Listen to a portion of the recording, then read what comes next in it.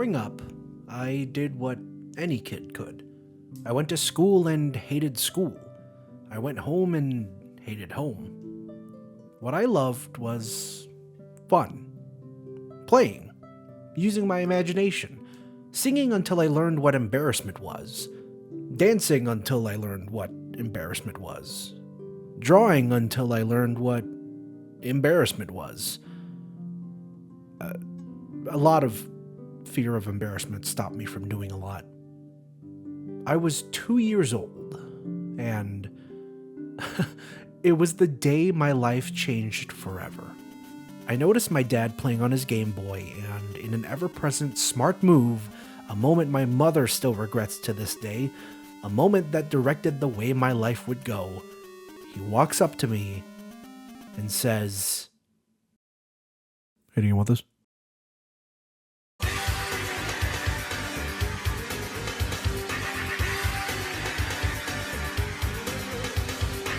Comb through years later, and my life is just video games. Why didn't your son do homework? Video games. Why aren't any of the chores done? Video games. What do you want to do with your life? I don't know. Maybe video games? I got time. I loved them ever so much. Family gathering where my aunts and uncles asked me how my life was? Nope, run to the kids area and play some video games. Having trouble at school with teachers that didn't know what a Nintendo was and didn't care because I was just such a terrible student? I'm just gonna go home and play video games. Enjoy life now, worry about it never. All I wanted to do was play.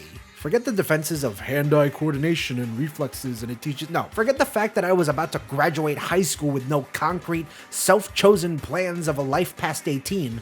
Remember one thing and one thing only. Video games. It's all I had. It's all I wanted. It's all I needed. I was silver spoon growing up, so I had every console for every console generation. So if Halo 2 got infuriating, I'd switch to Tekken Tag Tournament. If Tekken Tag Tournament got boring, it'd be Mario Party 5. Games on games on games on games on games. An endless choice of worlds to explore. What a great day of playing video games and just enjoying Report card pickup day is tomorrow. What? My mom and dad would drive to the school. It's a day off school. Usually this would be a day to play all day. Yeah, no, definitely not. Yeah, so I got grounded. And I remember my dad yanking, like full-on Les Mis heave-hoing the cables out of the TV and then storing them somewhere I didn't know because the tears coming out of my eyes were shrouds of sadness. Like, did I deserve to get grounded? I'm not my parents, but my grades were not good at all, I think. Because, to be fair, some years I would only get one bad grade in science that quarter, or I'd get a C on one stinking worksheet. No, that was enough for my dad to take the video games away. And he would yell. A lot. That was the worst part. My parents would yell or be very disappointed. You know, as a kid who barely processes his emotions, let alone knows how to emote correctly, I picked up on that. It struck me hard and stuck with me, thinking back. This happened every report card pickup. Okay, to be fair, almost every report card pickup, but a lot of them, you know, like it felt like every report card pickup, every November, every February, every April, every June. I don't think I had a good report card since 2004. Like, I would always improve afterwards, but it still happened a lot. The stress was a lot. Imagine the one thing you enjoy being taken away from you at a consistent pace. Any smarter kid would have started to do their homework at the top of their ability after this. Not me. It never clicked for me to do any of that work as a kid. I loved having the attention. I loved acting out. Who I was in school was a farce, so it didn't matter what I said or did, because when I got home, I could turn that off and just play video games. My mom, at one point, thought I was addicted. Even worse was, well, November was when all the good video games were coming out. And February was my mom's birthday, and for her birthday, she'd have to drive me to school and see my report card. April was my dad's birthday. He'd go and see my card. June was summer vacation, and that summer was very dependent on how I had improved by the school year's end. If I didn't, it'd be a summer without video games. So hell.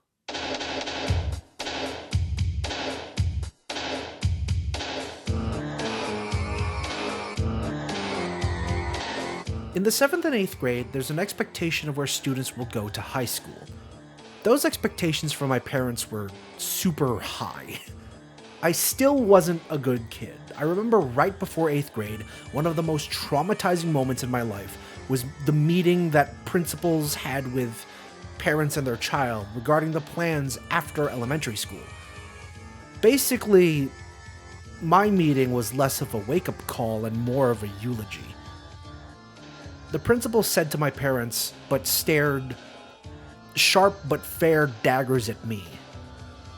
"I don't see you getting into any of the selective enrollment schools here." What I heard was, "You sucked, you can't make up for it, and your parents are going to kill you."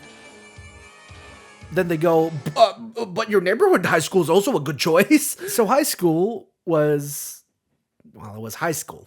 I'm naive, I think. Oh, kids my age would never smoke cigarettes or get into fights. We're given the speeches. We're given the speeches, the journeys, the same distressing things I've heard from family, from faculty. "You're a bright student, Christian," in that worried tone. Worried like I was going to squander it or was currently squandering it. "It's time to start thinking about your life past these next 4 years, Christian," when I'm barely 16 years old and don't know how the world works. The only things that seemed to be consistent were three. The pressure was enormous from my teachers and especially my family. The world wasn't going to work the way I even thought it would. The goalposts kept moving. The prices of everything kept rising. It was a money game now, to be a doctor, to be a lawyer. Do what you want, but also make sure it makes money. It's that triangle of you like the job, it makes lots of money, and you still like yourself. Pick two. So 1, it was the pressure from my peers. 2, it was the daunting powers that we were left. Those were 2 of the 3 things that I kept consistent in life. The third, what do you think?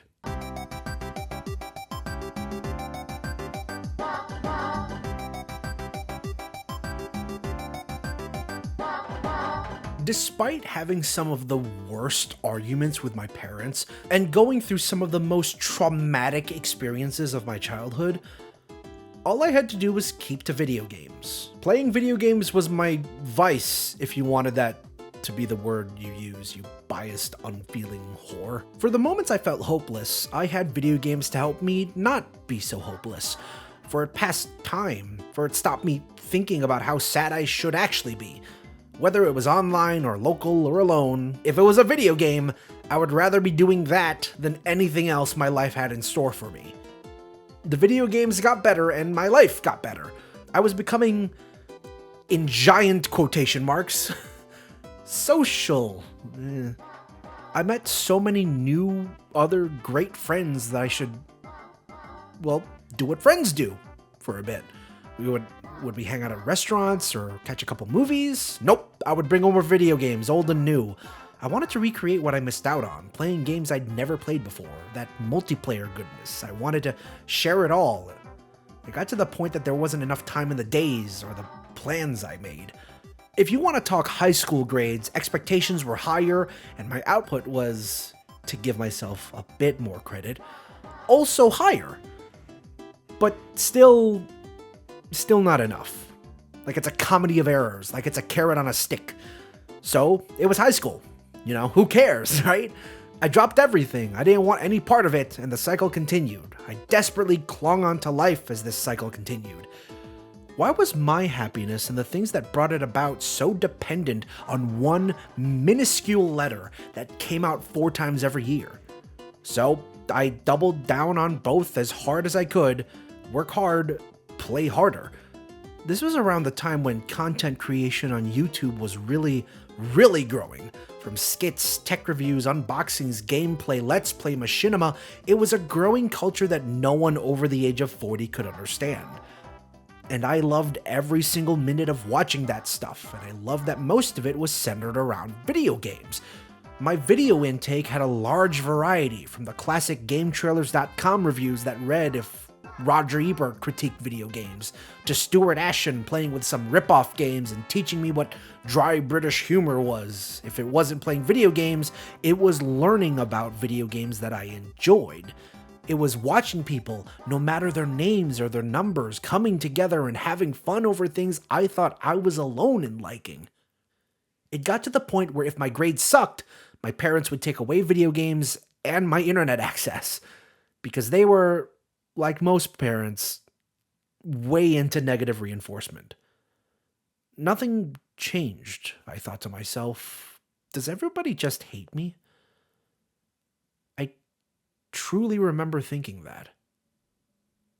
But before I knew it, I had my video games back, and it was time to enjoy this endless medium once more, and keep running through that cycle as the days go on until talk of college.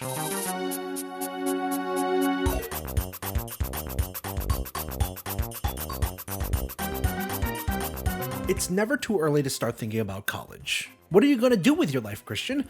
Again, great question to ask a 16-year-old. There are just so many nightmares around this time. Oddly enough, stuff that could be their own standalone stories. It's not stuff I'd like to talk about in detail right now, but just imagine, like, some of the most stressful things to happen next to you. You can't do anything about it, and anything you do gets you laughed at or scolded. A situation where I felt helpless. Again. And I was expected to do well in school while this neutron bomb level happenstance was exploding in my own damn house. Stronger people than I have prevailed, sure, but it kind of gives me the feeling that no one cared what was happening to me. I felt like nothing mattered.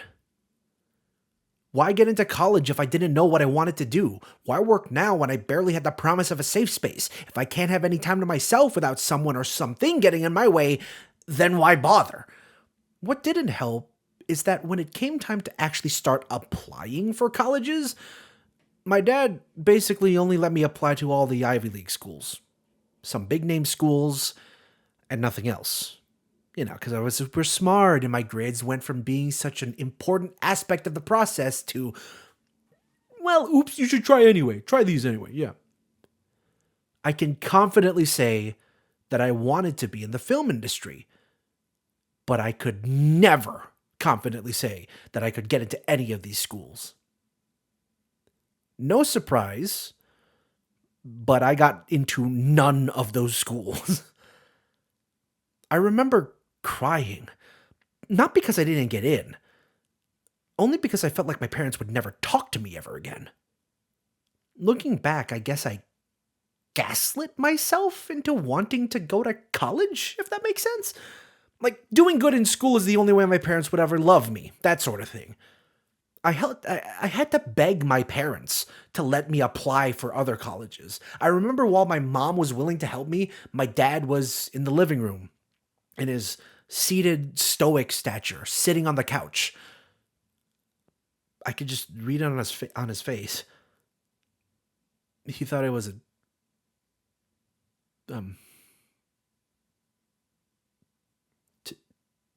to go off script here. No, I don't think my parents are bad people at all, with the toils and trouble they've been through.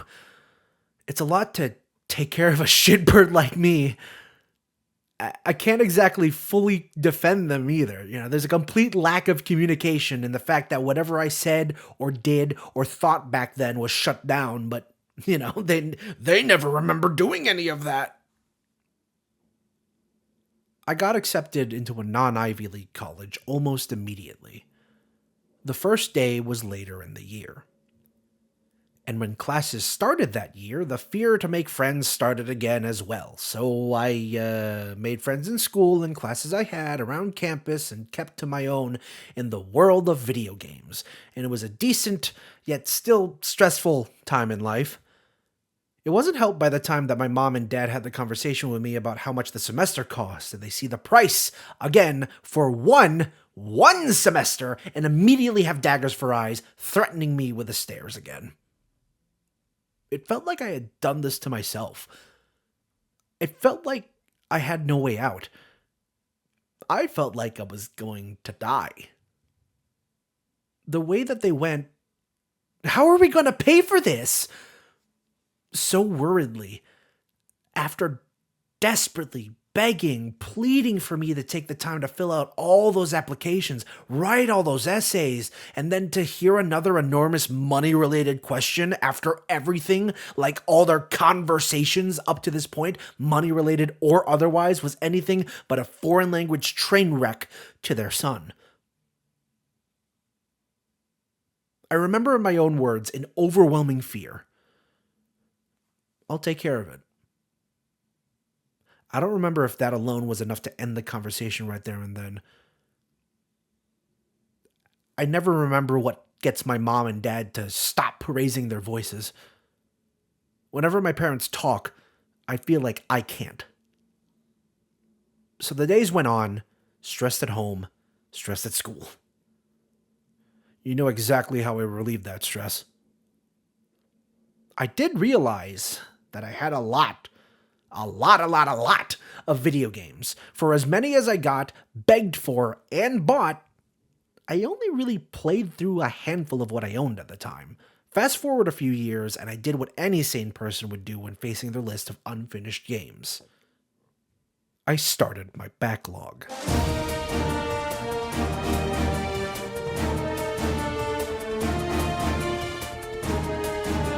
So, everyone has their own versions of the backlog. Some use Excel spreadsheets, others use websites and online data. I just had my notes app. I remember it as a weird feeling.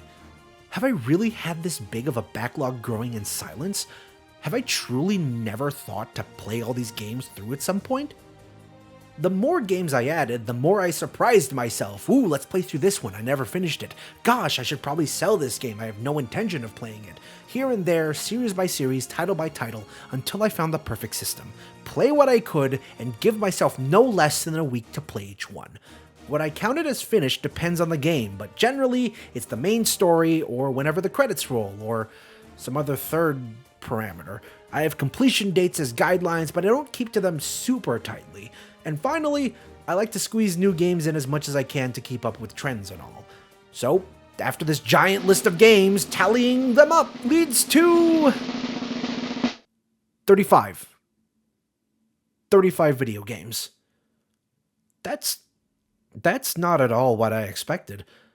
I'm gonna be done with these by like October.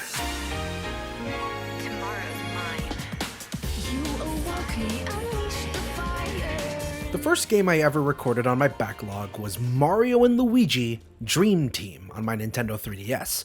The only RPGs I liked at the time were Mario RPGs, mostly because it wasn't just turn-based battles. The devs know how to varietize these games. However, I don't remember the games in these series ever being too long. I definitely don't remember Dream Team being 40 hours. Half of it, I'm sure, is tutorials anyways, as I remember there being a lot of long-winded ones in this game. The games in my backlog were mostly 3DS games. If you look at the calendar, you'll see that the Switch was out for 5 months already, even before I started my backlog. As the last of one of Nintendo's greatest legacy of handhelds, I wanted to give my regards to the system by, well, you know, finishing every game I bought for it. For a first choice, Mario & Luigi Dream Team was a great choice. If I wanted to be dramatic, foreshadowing just how long this journey would be and how much effort I'd have to spend to really go through with this. The next game I wanted to get through was Uncharted Golden Abyss for the PlayStation Vita. I know a lot of people love the PlayStation Vita. If you're someone who knows nothing about it, it was the last true portable system PlayStation has released to this day. The reason it never took off is because with all that power in a handheld, and with that price, only a select few developers wanted to go all in on the Vita. So after a few great original experiences, a handful of great cross games for the bigger console, and some smaller experimental hits, it bit the dust. I remember being in the cycle of owning a Vita and then not owning one, trading it in, then getting one again, and now not owning one.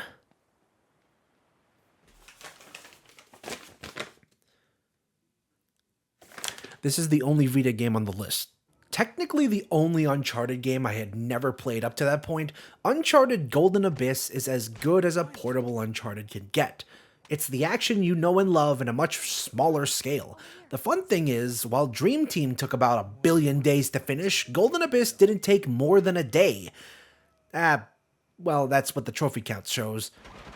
I'm glad to have played this game. It's also hilarious because the first 2 games are portable games, yet I played both of them very, very differently in terms of where I did. Dream Team I played everywhere, every which way, wherever, in the car, at the barbershop, sitting at the chair at Bloomingdale's while my parents shopped every weekend I could. Golden Abyss, I beat in a weekend. 1 weekend. At home.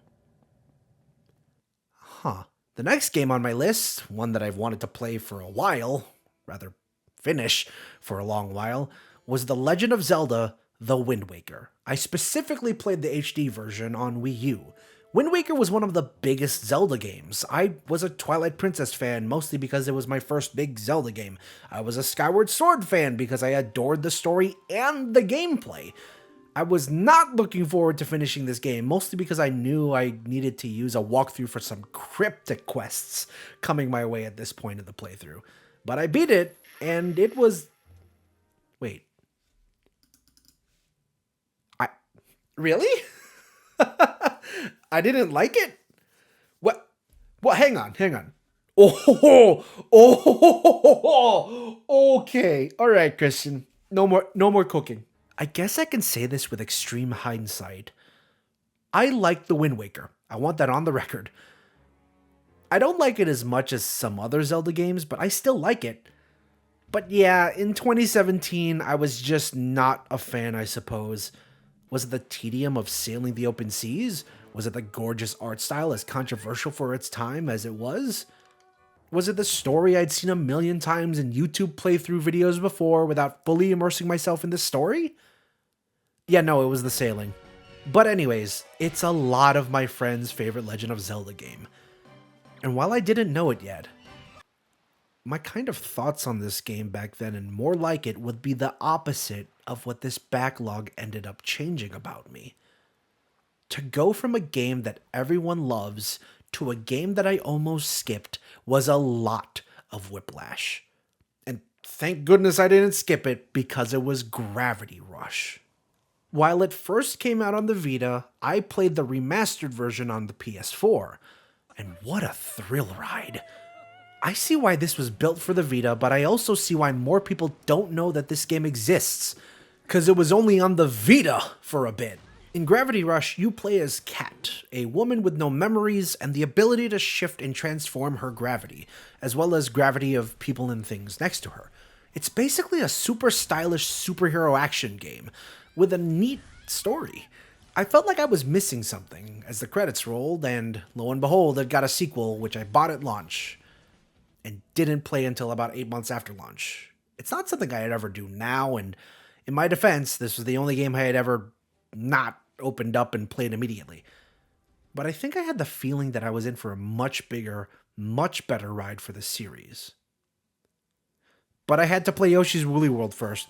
Yeah, when I first made the list, I thought that it would be cool to kind of break up my run-throughs of series or semi-related games with one-offs.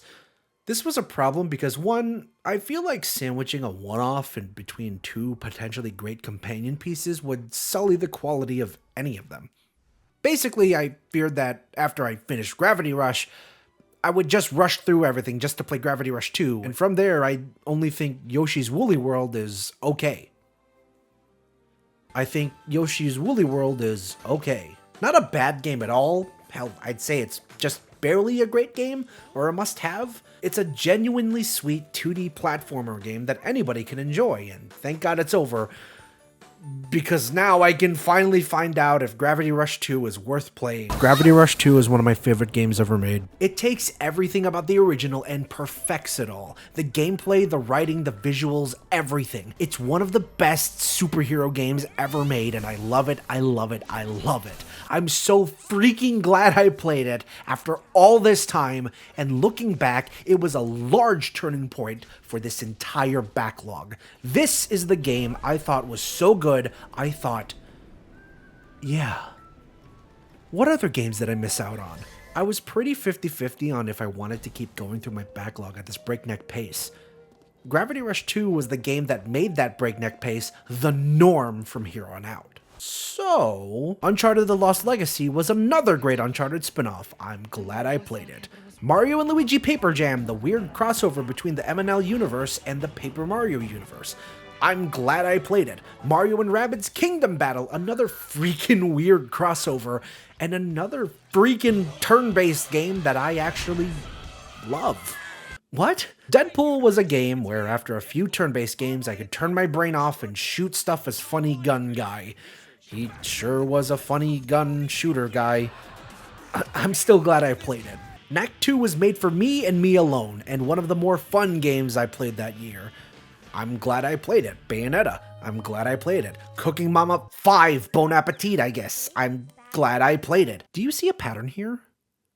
Like, even the games that I had no real outlying thoughts on, it was just the thrill of finishing these games, getting my money's worth, experiencing these worlds, playing title after title after title, day after day after day. As I sit here writing, I fire myself up, relishing in the feelings of where I was playing these games. Kirby Planet Robobot, one of the coolest games on the 3DS that most people skipped, is a treat. Bayonetta 2, one of the best action games ever that I kept telling everyone I could to play. I hadn't actually finished myself. So I did, and I'm glad I did. Marvel vs. Capcom Infinite, a controversial fighting game for its monetary practices and omission of legacy characters. I still really enjoyed it though for its story mode, the first in this crossover series. Pokken Tournament DX, I 100%ed the Switchboard because I was just so good at it. Shantae, Risky's Revenge, and Shantae and the Pirate's Curse, both games I had waited years to try out, and I loved them. I usually don't like exploratory action games. Paper Mario Color Splash, while better than the last Paper Mario title they made, to some people still didn't reach the heights of its further predecessors. Call of Duty Black Ops 3 sucked. I hated the story mode for this game. I didn't really care about multiplayer back then, especially since none of my friends were big on Call of Duty back then. I'm still glad I played it. Metroid Samus Returns. Remember when I said that I hated exploratory action games? It's never that way for Metroid. I guess it's the Nintendo bias, but good God, Samus Returns was one of the most fun ones I'd played, and a great segue for me to enjoying the genre even more. The Legend of Zelda Triforce Heroes was cool. I'm glad I played it, but it would have been nice to play it with friends. Kirby and the Rainbow Curse was okay. I'm still glad I played it. Yoshi's New Island was not as bad as I thought it would be. People listened to the music for 2 seconds and decided that they didn't want it. That's fair, but it's still a pretty good game. Mostly because it uses the same aspects of 2 fantastic games before it. At least it'll be better than Call of Duty Infinite Warfare. Like, how good could that game actually be?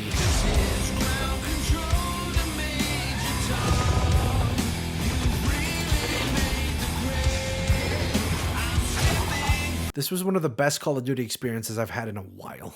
The Wonderful 101 was good. Call of Duty Modern Warfare Remastered was good. Kirby's Return to Dreamland was good. Shantae Half Genie Hero good. Lego Star Wars The Force Awakens good. Battlefield 4 campaign was good. Battlefield 1 campaign was good. Fire Emblem Warriors was good. Cuphead was a fantastic romp and worth the wait. Hyrule Warriors Legends was a fantastic return to the story in these worlds. And finally, I decided to make it full circle because around this time, the remake of Mario and Luigi Superstar Saga, the original Mario and Luigi RPG, was coming out.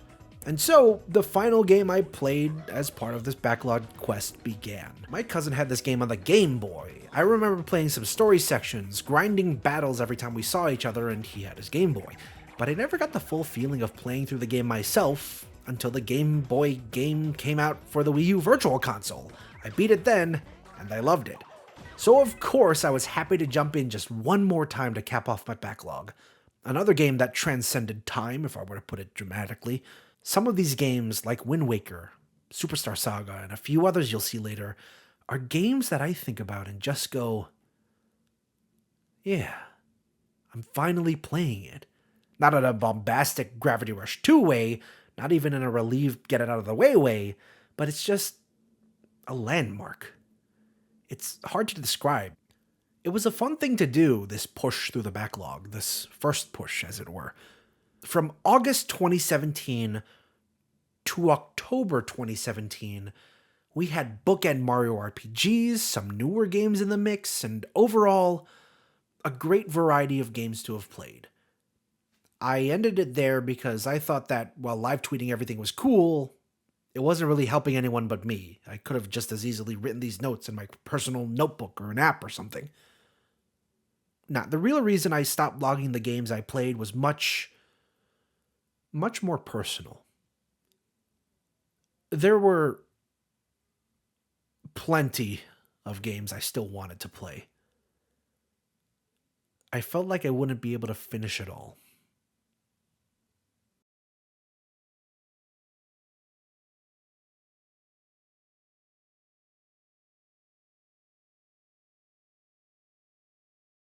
From 2014 to 2018, I was totally the best version of myself. I was a college student, living the dream, spending so much more time with my friends, going out, chilling at friends' houses, having fun, playing video games, and whatever. It was neat. It was great. It was fantastic. I noticed that people were growing up. One friend was working 3 jobs, another friend was switching careers hard, other friends moved away. People living their lives to the nth degree, and I realized I basically had no life of my own. That was fine. I had my parents' expectations to live up to. Everything's okay as long as you finish school. In 2015, I started stareanddream and thought for the first time that I could make something decent. Whenever anybody thought about me, they'd think, oh, there's Christian, a talented video editor, ultra gamer, and hyperbole haver, if not non sequitur spitting weird kid who you should keep at arm's length, which, fair. Over these years, I lived my life. Not perfectly, but happily. This is absolutely the most positive I've ever talked about myself or my memories around those years. There's not much else that's good. In May of 2018, I celebrated my 22nd birthday party. I was slated to graduate later that week. I was so nervous. How could I tell my parents, my family, my friends, everyone that I wasn't walking on stage or graduating or anything? How could I tell anyone the truth? I remember getting on the train to pick up my cap and gown and then turning around and going to the emergency room and telling the nurse I was there. The week of my graduation was probably the kind of week I deserved. Because it turns out I wasn't going to school. I hadn't gone to school since 2014. And no one knew. I didn't want to be alive whenever people would have found out. I refused to look at my phone. I stared up at the ceiling. I didn't cry. I was just there. There was somebody there, sitting, smiling in my area. I asked them how their day was, and they were short when talking to me. Not in a cold way or a mean way, but just short, nothing too personal. A social worker walks up, sits by me, and I tell her everything. For the past 4 years, 2014 to 2018, everything I said I did was a lie. I didn't go to school. I didn't have a job. All I did was play video games and lie about who I really was. An amalgamation of thoughts kept adding up for this, ranging from maybe I can call in sick today to should I just not go to school to how long can I keep this going to if I don't keep this going, I'm dead. Yeah, that last one was real.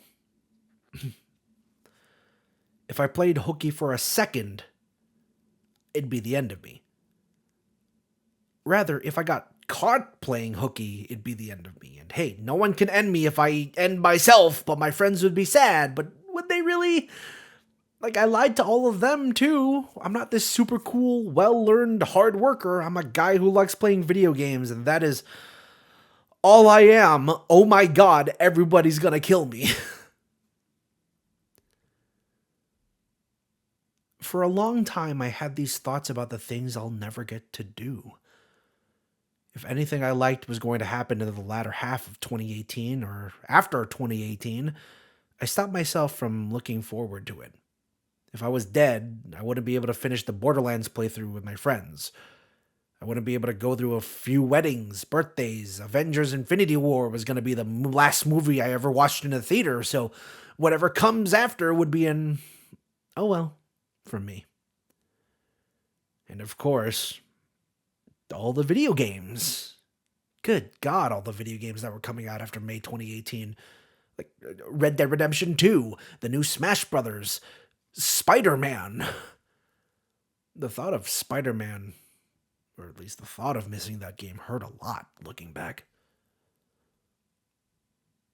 The social worker asks if I wrote a suicide note. I did.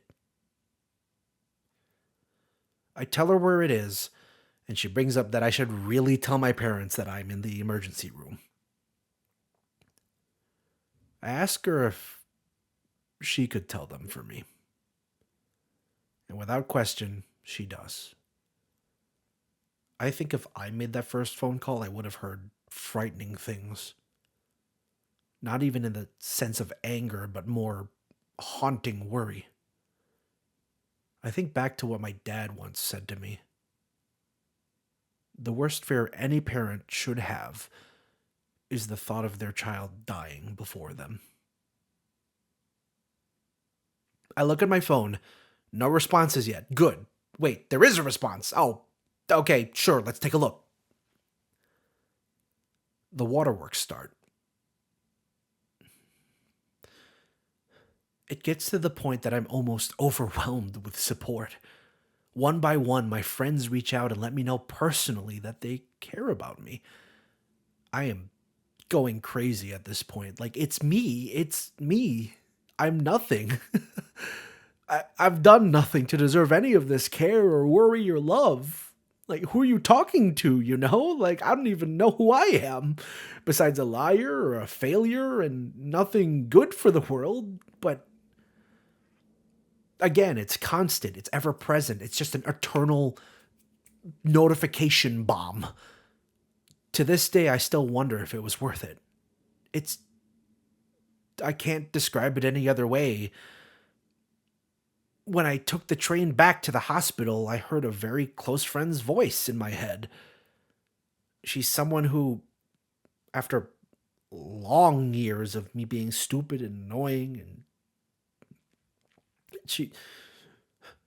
she would stand up for me as one of my best friends. And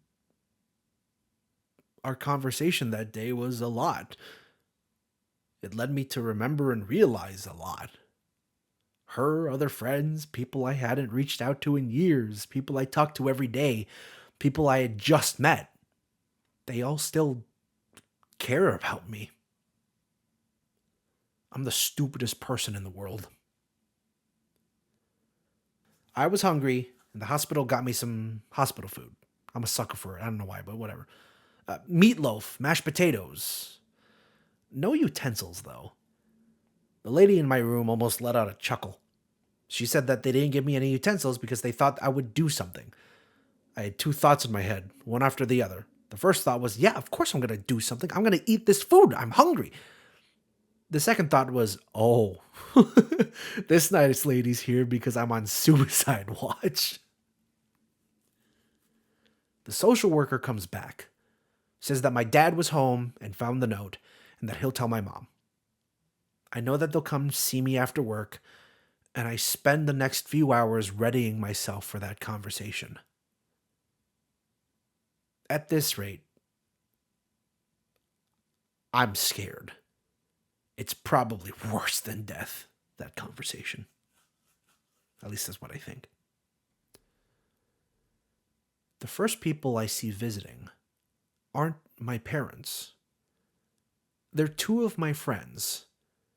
They're reassuring, comforting, and one of them writes her phone number on a post-it.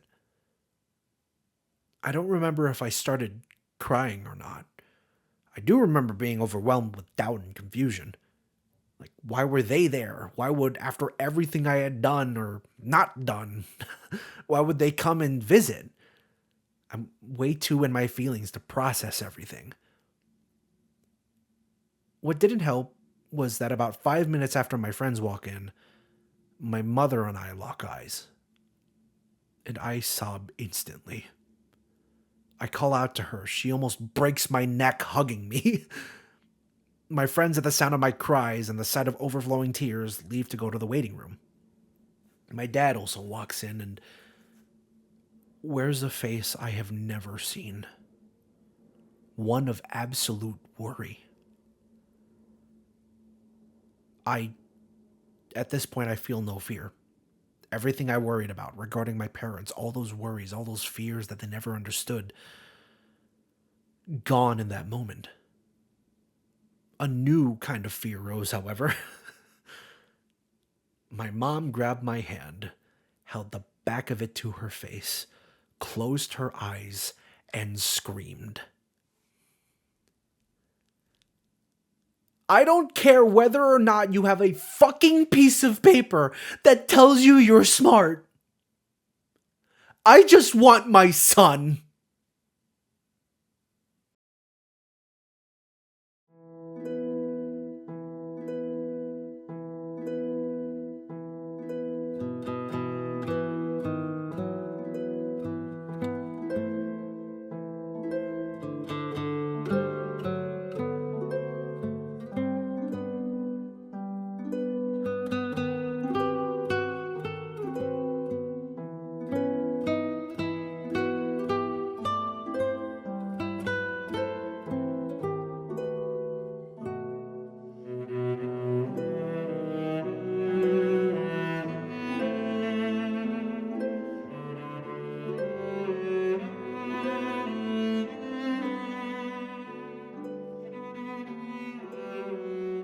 The first night at the mental ward, I couldn't sleep.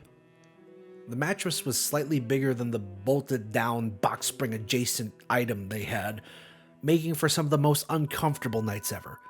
The paper blanket, necessary as it was also as comfortable and as effective as it sounded. The breakfast food was pretty good at the hospital. The hospital's breakfast food was pretty good. I woke up very early. I saw a ward assistant asking for me to come out of my room to talk. His first words hit me like I'd been preparing for it since I saw every movie scene that started with what he said. He said, "What's your story?" I told him my story. It took like 2 hours, and multiple times throughout he replied with, "Shit. Damn, dude. Damn, man. I hope you make a movie, man. I want to see you out of here, man. You'll be all right, man." He looks out to the middle distance, as if I had told him to quit society and live his life or something. I forgot your name, my friend. I'm sorry, but if you're watching this, there's no way in hell you're watching this. I hope this counts. I wasn't allowed any of my electronics. I was allowed books. There was one book in my bag, kept in there for 4 years, just to make it look and feel like my bag was filled with something every day. It was one of the first books assigned to me in freshman year of college, one of the 5 days that I went. Persepolis by Marjane Satrapi. It was the only book I had for the first 2 days.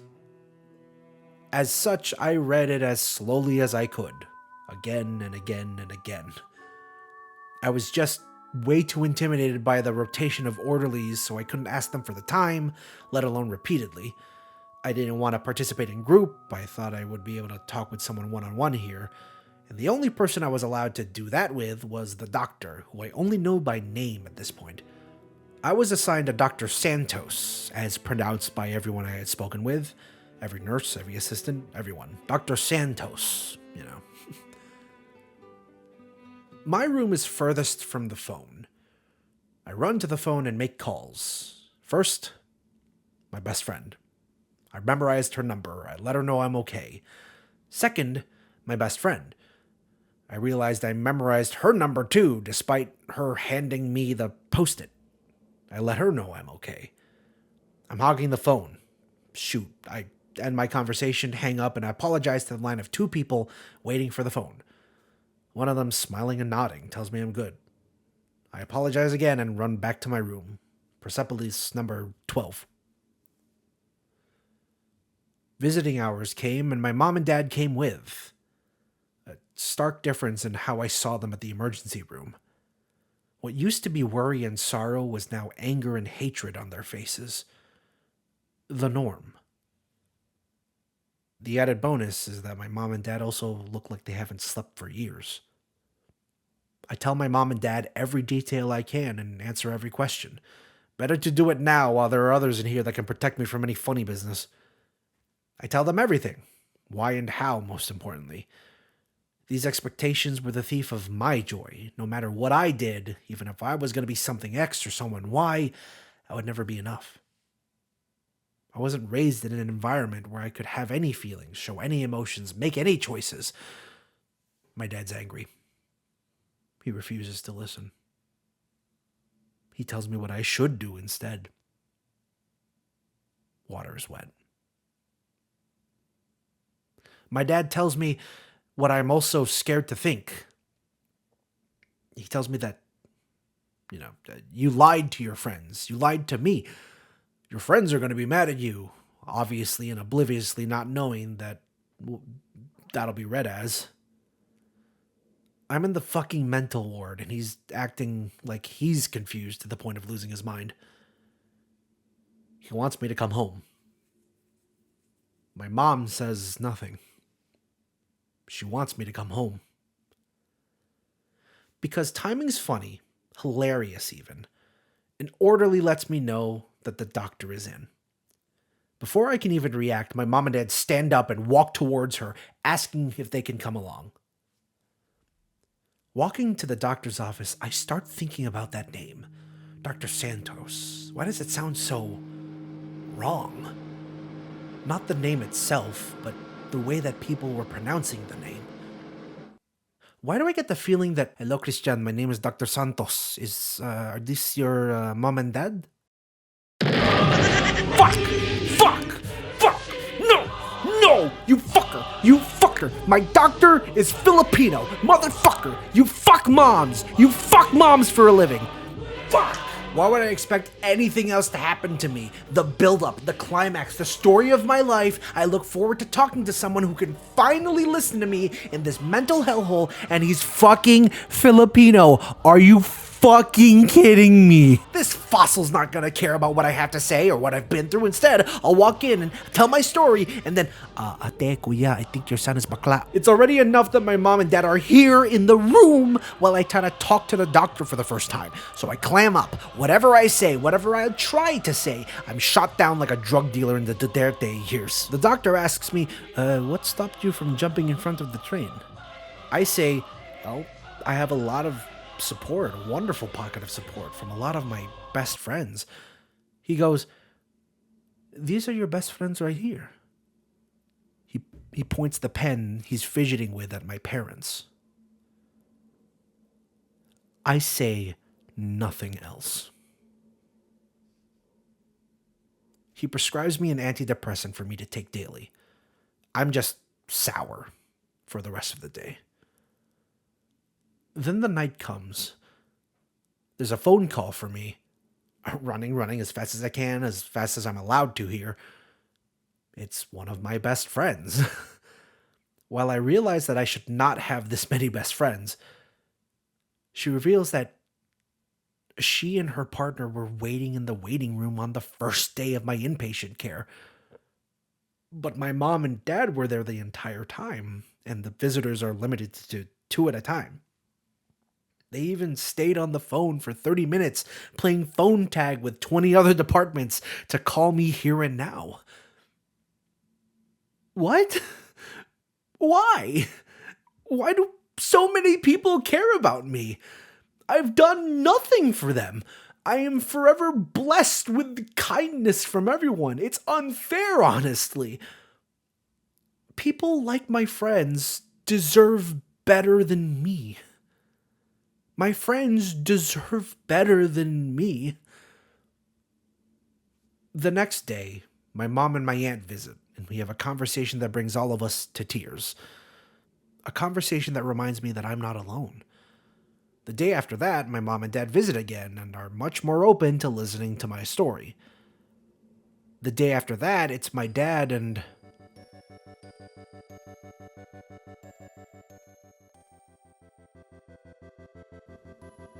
one of the friends I made in college. I'm surprised I wasn't dehydrated from crying so much after that visit. I didn't go to classes long enough to get much in terms of college credit.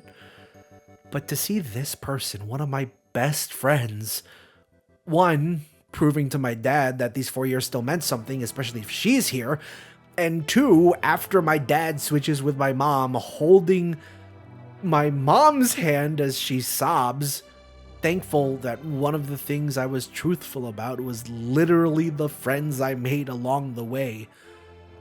To see all of that in that hour, it's indescribable.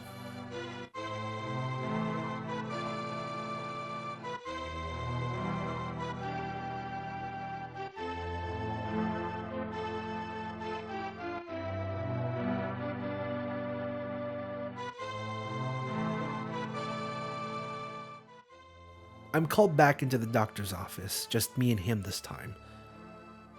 He picks up that I was uncomfortable during our last meeting. He tells me a story. Every time I think of it or tell it, I question its truth, but I still absorb its message. In Japan, it's a great dishonor to get laid off from your job. Some people the next day will still kiss their wife, their child, dress up, and go out in the morning, get to the train, and jump. To combat suicides by train, select train lines would have mirrors installed opposite the platform in hopes that the people would come to their senses and truly reflect on themselves. I say, so other people have felt what I felt? He almost laughs. Well, maybe not for 4 years, huh?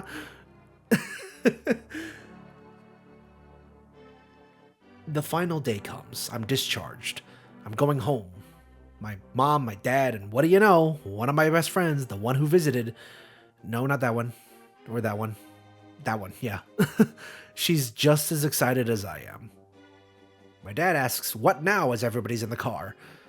I demand that we go home immediately. I'll just order pizza, pulling my phone out, catching up on a week's worth of emails, texts, and tweets. My friend asks another question. How do you feel? Looking up from my phone into the middle distance, everything goes silent. I think of the endless amounts of time I have from here on out. I realize I'm not dying, and everyone, despite my best efforts, still cares about me. After that split second of thinking, one truth emits from my mouth. I can play Spider-Man.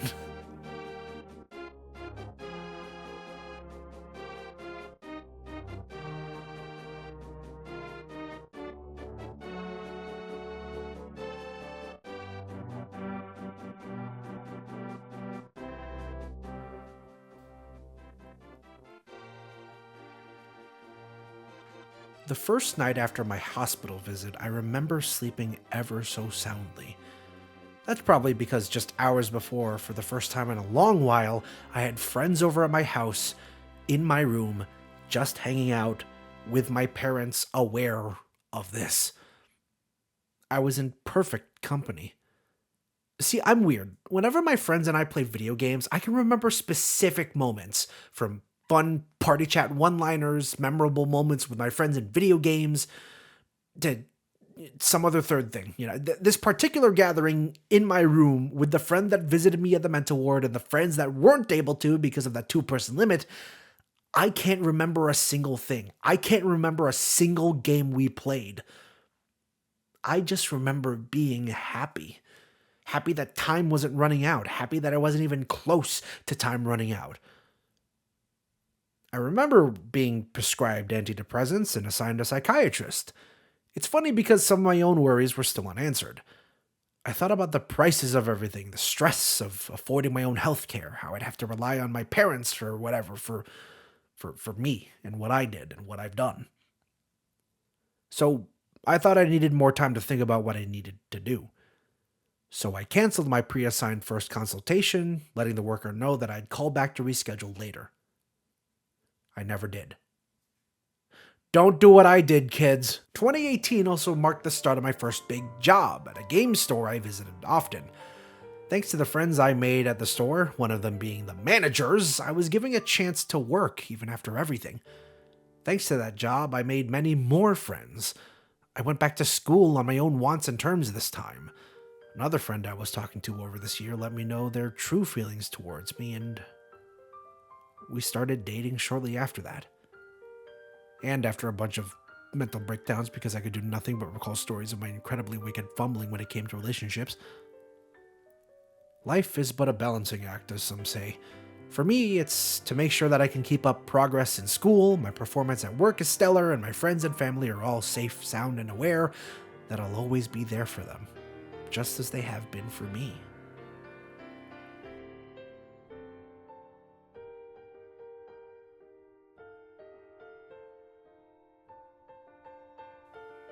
So why do I get the feeling that there's still something I'm forgetting?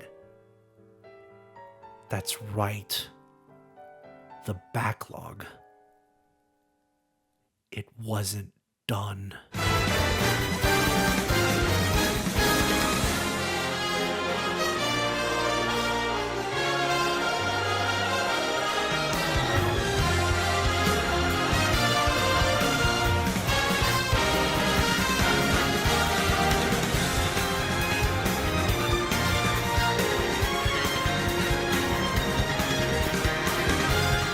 That first list was truly a great step, believe me, but my goodness, there were so many other games I wanted to play, especially after 2018. I realized I had so many other unfinished games on every platform. In between backlogs, there were games unlisted that I did finish, replay, or otherwise completed after some time, notably Spider-Man and Super Smash Bros. Ultimate.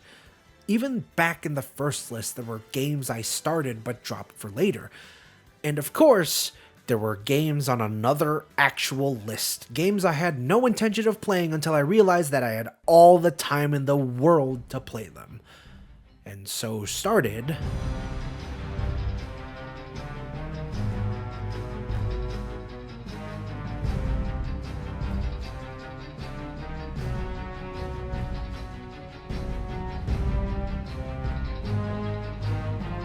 Yeah, remember when Ape Escape was a thing? I had played Ape Escape on the Loose, the PSP remake of the game. I remember the last game I ever rented from Blockbuster being Ape Escape 3, also my favorite PS2 game. Ape Escape 2 was the black sheep of the bunch, or so I thought. They're all still stylish, smooth 3D platformers with gadgets and abilities and super cool soundtracks. 2 wasn't beating 3 anytime soon, but my lord did I love this game. Mortal Kombat 11 was next on the list, having just come out around this time. Mortal Kombat X, the predecessor, I remember just kind of coming and going. In 2015, something fell off to me. It wasn't a bad game by any means, but I think that was because they went for a darker approach. MK11 was what I picked up as the end of a reboot trilogy, and from surprise reveal to release, my hype seemed incalculable. And honestly, the game lived up to that hype. I think the story mode is the strongest of the trilogy. I think the mechanics are super accessible and satisfying to make magic with. Banjo-Kazooie was. I know it has a lot of fans, but I truly never really grew up liking it as much as everybody else. Fun fact, I plan to play the next two games after beating this one, Tooie and Nuts and Bolts. After beating BK1, I don't know. It just didn't hit as hard. Maybe I could jump back into it at a later time, but that's the magic of this backlog quest. It's my quest. I can do whatever I wanted. If I didn't want to play a game, I'd just stop, move along to another game. And that game was Gears of War Ultimate Edition. Here's the fun part. I've played a lot of Gears of War 2 with my uncle. Horde mode, magical. We'd learn strategies, find out what guns we liked, and just blast through every single time. But that whole time I never cared to play through the story.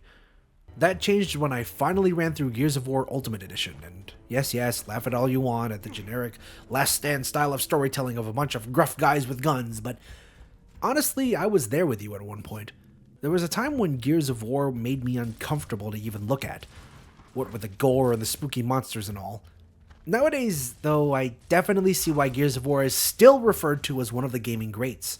For as overdone cover systems are, Gears still kinda does it the best, all fast and fluid and snappy.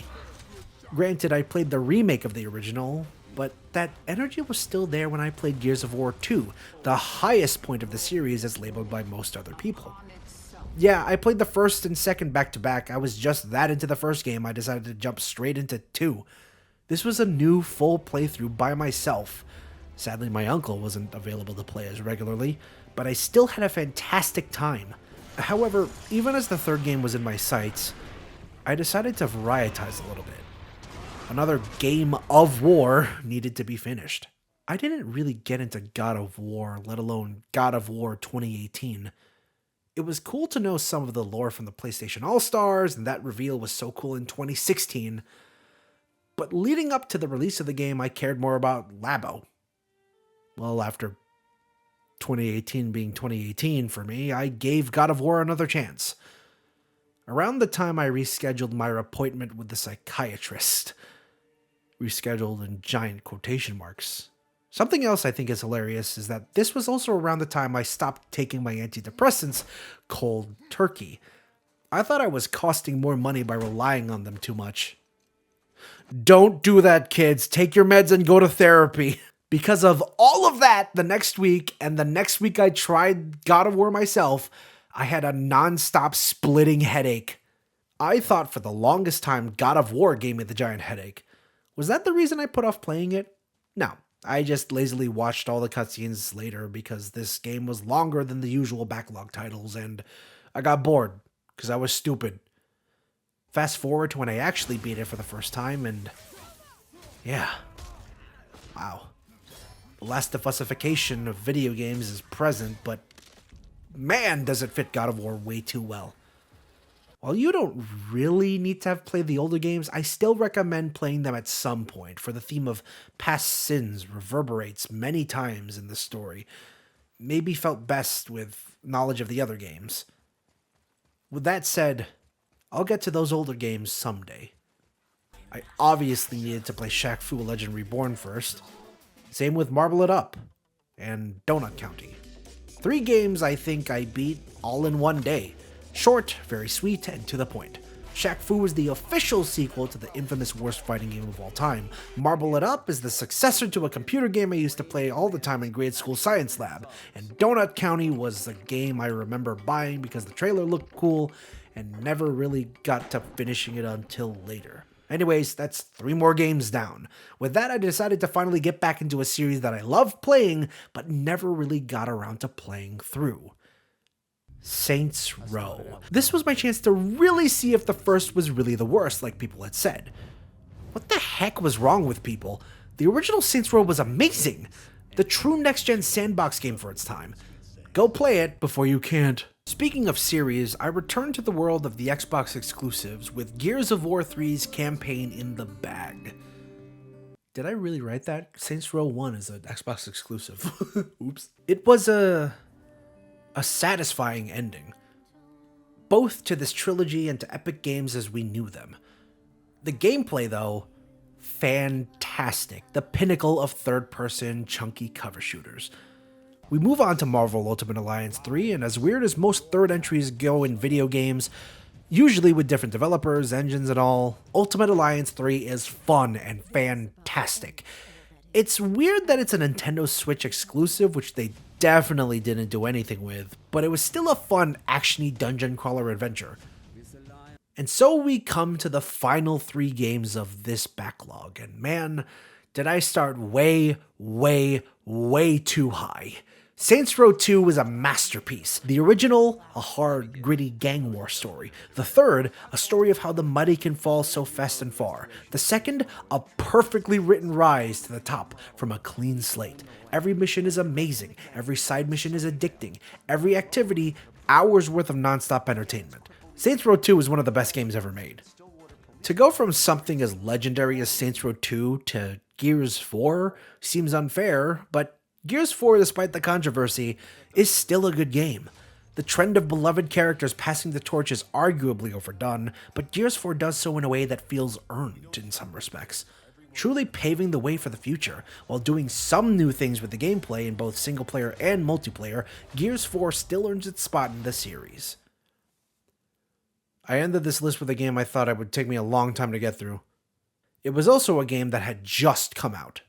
Pokemon Sword was one of the first games to be made for a home console in its series. An open, explorable area, a massive Pokemon storyline, it all felt great. I know the National Dex having some and not all of the Pokemon compatible was a thing, but I didn't really mind it much. I was ready to blast through and enjoy another Pokemon title, immerse myself in this world, meet all the characters, and spam my starter's unique move 1,000,000 times because that's just kind of how Pokemon's been my whole life. The game took me a week to beat. I was done. Whoops. Fun fact, this smaller list of games took 3 times as long to run through than the last one. From April 2019 to October 2019, all of these games were mine for the finishing. I stopped because, well, I remember being very particular about how my life was going so far.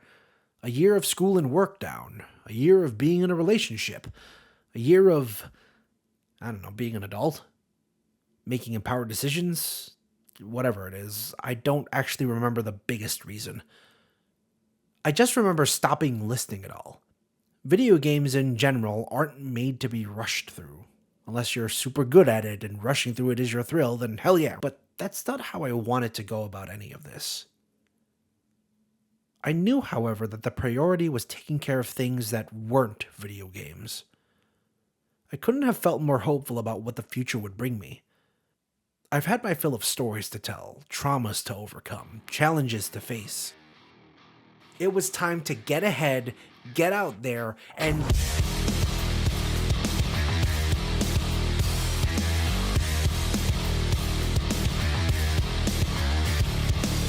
March 20th, 2020 was the day that Doom Eternal and Animal Crossing New Horizons were supposed to come out. March 20th, 2020 was also a day I wasn't scheduled to work. Thank God, I wanted to play new video games. March 20th, 2020 was also the first day the stay-at-home order was issued.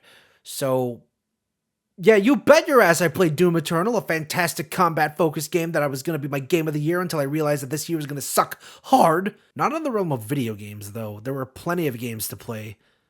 But, nothing to do but be stuck in my room. I realized that I could make another list of video games to play. It's not like anything else was changing in my life. I couldn't go to work, and funnily enough, for that semester, I chose to undergo all online courses anyway, so that was hilarious. But really, there was just a lot of bad things happening. I wanted no part of it. So I stayed inside.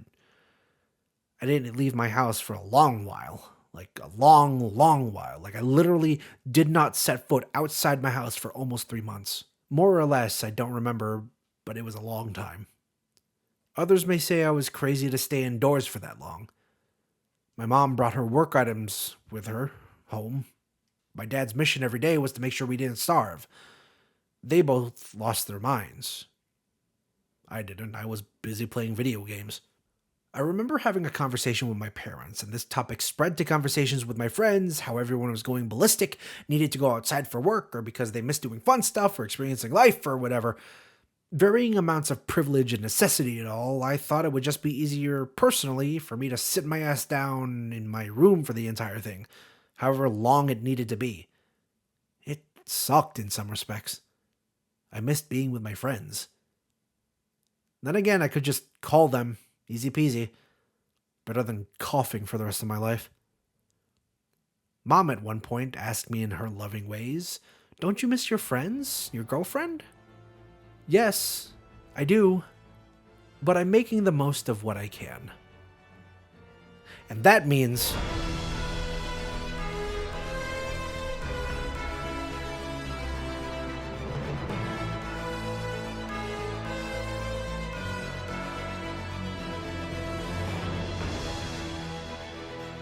Doom Eternal was the game I had so much anticipation for. I was just ready to blast through the game, given my newfound time. In fact, that's a mindset I picked up for this third backlog. I had so much time, but at the same time, I had so little. At the end of whatever this was, I knew I wanted to play as many video games as I could. So I made a list, and it grew longer, and longer, and longer, and longer. Call of Duty Modern Warfare 2 Campaign Remastered came out and was as good as I remember it being. Undertale was a game I never finished and my partner loves it, and every character in it so much so I play it exactly the way you think I did, right up to the moment where you think I stopped. I count that as beat because I'm never beating him. Borderlands 3 was a big thing that multiple friend groups were looking forward to, and so I finally finished it this time, with friends. Deltarune Chapter 1, now that I had totally finished Undertale, was mine to finish. Animal Crossing New Horizons. You can't really beat this game, but I marked beating it as getting my island up to a specific rating and watching the credits. And side note, the period of time in which everyone was staying inside and all talking about this game and playing with each other and bought Switches just to play with each other is something I will never forget for as long as I live. The Legend of Zelda Link's Awakening was super cute and colorful, just like the best Zelda games are. Sonic Adventure 2 was a playthrough with one of my friends happily placing bets on no death runs, steering me through bullshit parts, and overall having a fun time as I played through the Sonic fanbase's eternal magnum opus. Saints Row the Third, as much as I sung 2's praises, is still one of the best sandbox action games I've ever played. New Super Mario Bros. U Deluxe was a great reminder that, yeah, the Switch really needed a side-scrolling Mario game at launch. Mortal Kombat 11 Aftermath was interesting as a small continuation and addendum to the story of base MK11. Hyrule Warriors Definitive Edition was great for me to turn my brain off and enjoy a game I had already played like 3 times over, Lana Supremacy. Pokemon Let's Go Pikachu was. Cooking Mama Cookstar was. Okay, I didn't really like Let's Go Pikachu at launch, but I gave it one more chance for a full playthrough, and it was. It's a way for beginners and Pokemon Go fans to transition to the full games, and honestly, in the full games, players are babied enough anyways. Cooking Mama Cookstar was a big old weird old joke of a game that still boggles my mind on how it was made, legally, physically, or otherwise. SpongeBob SquarePants Battle for Bikini Bottom Rehydrated was the chance I got to play this childhood classic, when everyone had told me that this game was one of the best 3D platformers on all other GameCubes. Pokemon Sword the Isle of Armor was the Pokemon game's first big DLC pack. Super Monkey Ball Banana Blitz HD is as infuriating as I remember it being, even with physical controls. And then it happened.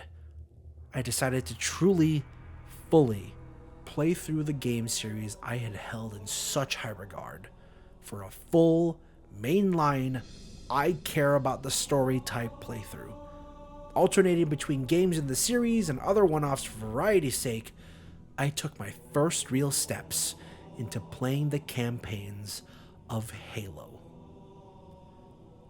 Halo Combat Evolved is okay. Paper Mario the Origami King made me cry. It wasn't the Paper Mario game people expected by a long shot, or maybe they did, but my goodness, I loved it, I loved it, I loved it. The writing in these games never falters, and the worlds are so eye-catching and colorful. This game is such a big adventure. Hitman? Yep. One of my friends mentioned that they and their partner were playing Hitman 2, and I thought, cool. I wasn't a big fan of Hitman, more a fan of funny Hitman videos online. Sneaking around, stealth, that wasn't really much of my thing.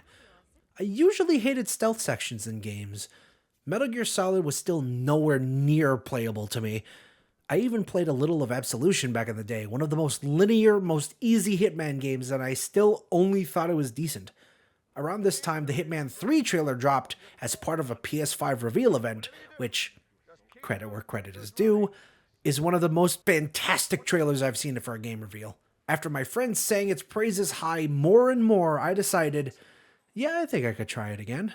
And I played it with a fresh mind, and so I loved it. The clean kill and the not so clean kill, the disguises letting me waltz around, the giddiness as I drag a body just out of sight, just in time, the gripping storyline they were setting up, it all made for an experience I never knew I missed so badly. Oh, and what did you know? Hitman 2 was on sale. I immediately bought Hitman 2 after finishing Hitman. Halo 2 is okay. Hitman 2 is such an evolution of the first reboot. It looked better, it ran better, and not to mention it was all in one, no episodes or MTX to worry about. These games are such great sandbox stealth games. There's multiple ways to take out your target and multiple ways the game can go from there. While the budget was reportedly lower due to the devs' companies separating from their owners at the time, it was still a great game with a rigid enough framework to survive whatever may have come from that trouble. I was all in on Hitman 2 and I couldn't wait for Hitman 3. Good Job was a small puzzle game that was okay, if not a cute little... In all seriousness, I, along with many others, think Halo 3 is one of the best games ever made. Usually I check my bias at the door.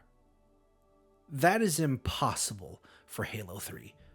Halo 1 and 2, while revolutionary for their gameplay, game modes, and game mediums, I hated playing through their single-player campaigns. Halo Combat Evolved has the job of introducing us to this universe and does so with amazing set pieces and scenes, but also has 2 or 3 of the worst levels I've ever underwent in a video game. Halo 2 is the first game I remember that's done this play as another character, this intertwining story, back and forth, and done it right.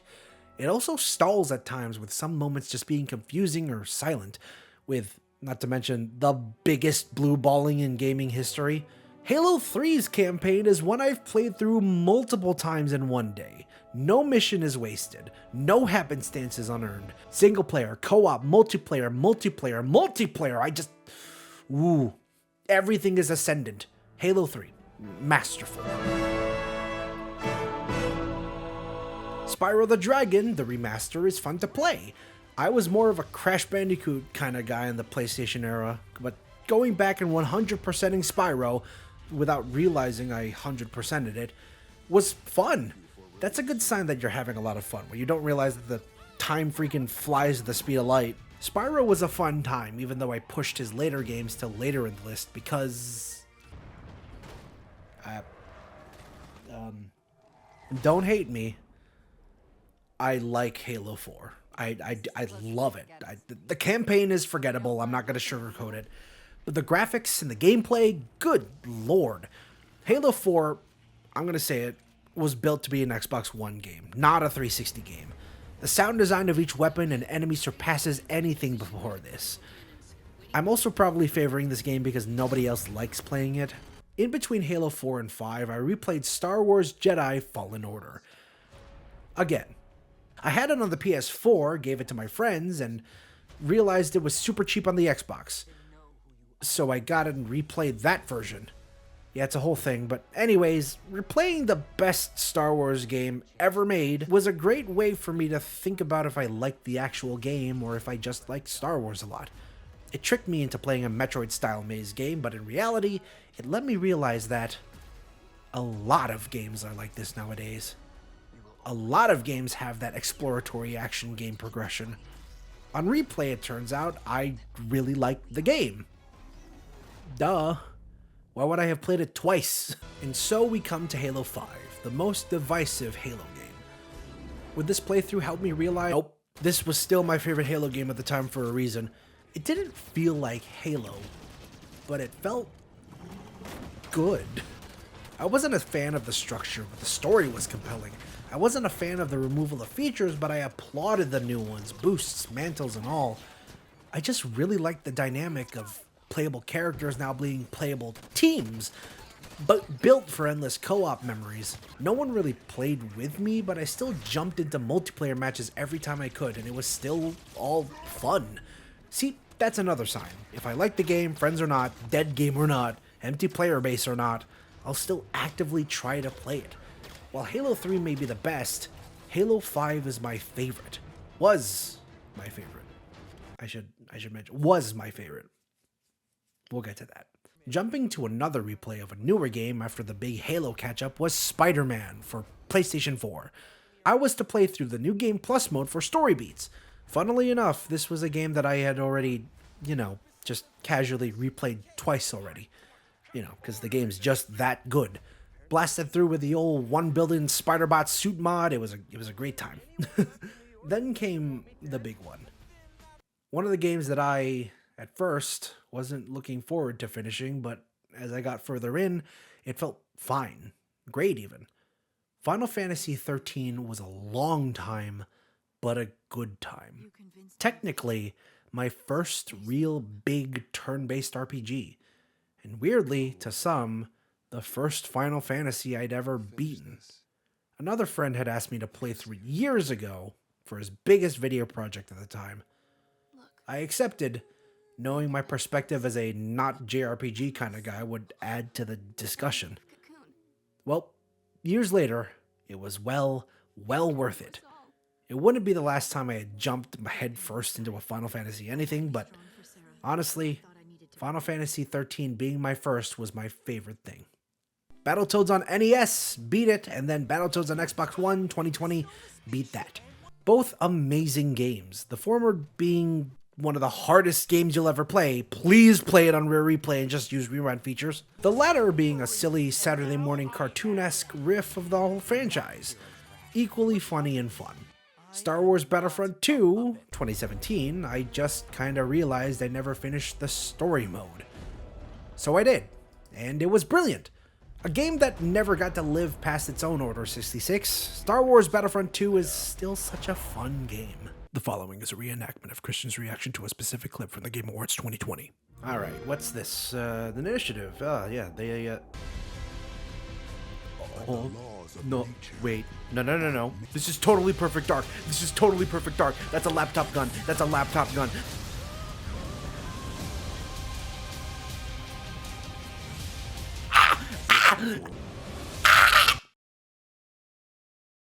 While Perfect Dark Zero was no Halo, it was still a great game. Cheesy at times, glitchy at others.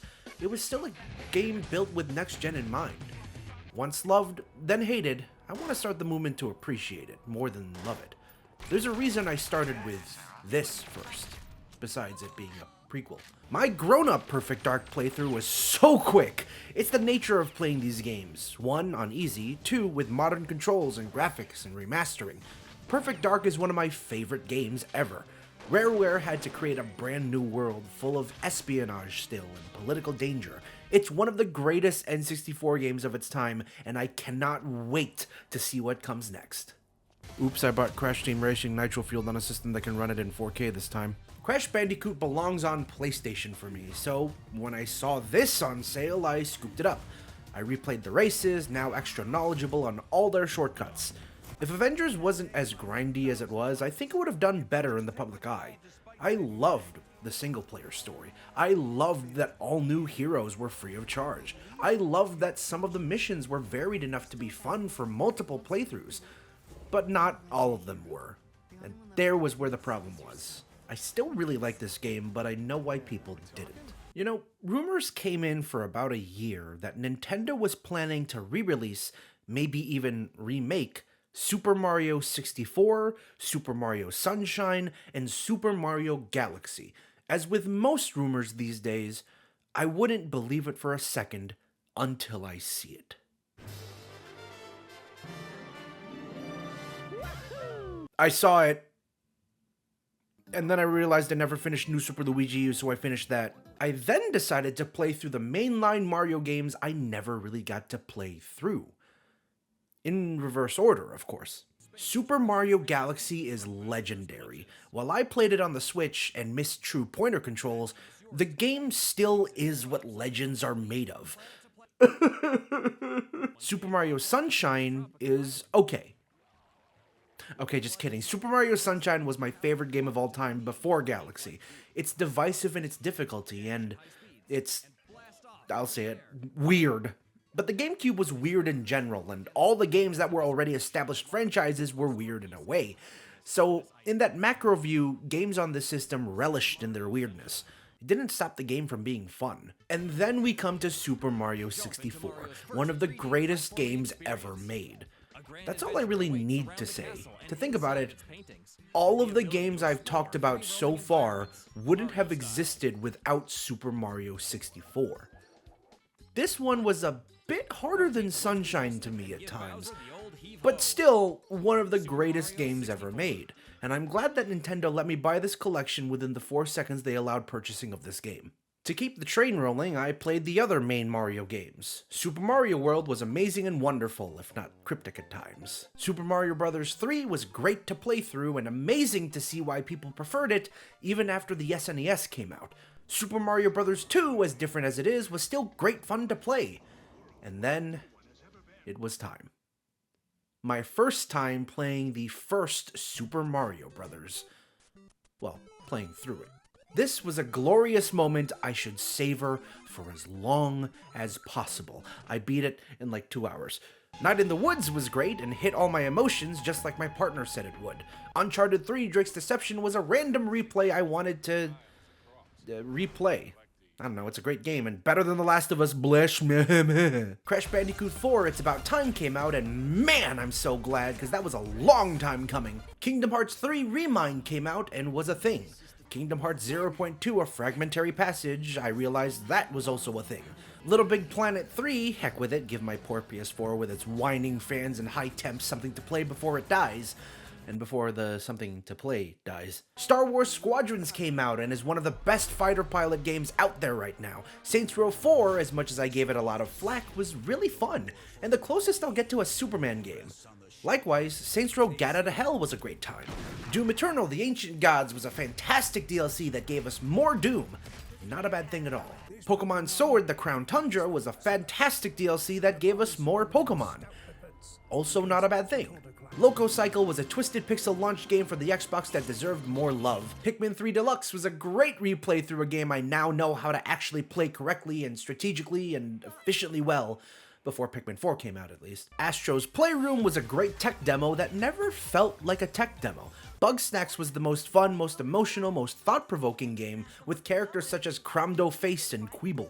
Spider-Man Miles Morales was a fantastic force for the PS5's reveal and release. Kingdom Hearts Melody of Memory was the rhythm game my partners always wanted. Call of Duty Cold War was a decent outing and made for an even better Warzone year. Hyrule Warriors Age of Calamity allowed me to immerse myself in the world of Breath of the Wild. Mortal Kombat 11 Ultimate was the first time I played this game on a console that could run it into actual real 4K. I had the Switch version before. Kingdom Hearts 2 was an amazing romp through Disney worlds and colors and confusion alike. Gears 5, now improved by the Series X, was a shakeup that, like another Xbox exclusive, most people didn't appreciate. But I did. Very much. Mirror's Edge was a game I had dreamed of playing, and when I finally did, I realized those dreams should have been bigger because this game's just okay compared to the sequel, or the reboot, whatever it is. I remember playing more for the multiplayer than the single player. I also remember my older cousin playing and all of the other cousins, and we were just watching him fool around, and it was great. It made for great memories. It was time for me to beat it myself. So I did. And man, do I love Nico Bellic. He's one of the few Rockstar protagonists that you want to win, to steal a line that I finally understand from the old Game Trailers review. You feel every fall from grace he goes through. You can see every painful memory on his face. It's a game that really does try its hardest and succeeds in its meritorious circle jerking. Infamous First Light was the infamous game I didn't finish, so I did, and it was great. Gears of War Judgment was a game I forgot came out, so I finished it, and it was great. Devil May Cry 5 was a game I wanted to wait for a special edition for, because Well, they always do that. And so I'm glad I waited, because this game is fantastic, and I can't wait to play it again, along with all the originals soon. Sackboy: A Big Adventure was a game I brushed off at first, but then on second try, I was all in. A fantastic game that shouldn't be skipped, I know now. Battlefield Hardline was a game I forgot came out, and I never played it, so I did. And it was. Cyberpunk 2077 came out, and I thought it was okay. I still have yet to replay it fully after all the updates and everything, but back then, it was okay. Wasn't bad. It was okay. Grand Theft Auto Episodes from Liberty City were two great GTA 4 editions that have never played and looked better on Xbox. Kingdom Hearts Birth by Sleep was a Kingdom Hearts game that I brushed off and never thought I would finish until I did, and wow, it might just be my favorite one. Psychonauts was a game I brushed off, but then I played it, and I loved it. Scott Pilgrim, the re-release, was and still is fantastic, and I'm glad that everyone worked together to make it playable once more. Hitman 3 finally came out, and my god, I was not ready for how much I would love this game, even as I gushed about the series a few moments earlier. Bowser's Fury was a large, seamless world built on the back of Super Mario 3D World, and I played the shit out of both games when they came to Switch. And then, I played Wuppo. A charming game that I promised a friend I would play for the longest time, and finally, I did. And then I looked at the calendar, and it had been a year since lockdown started.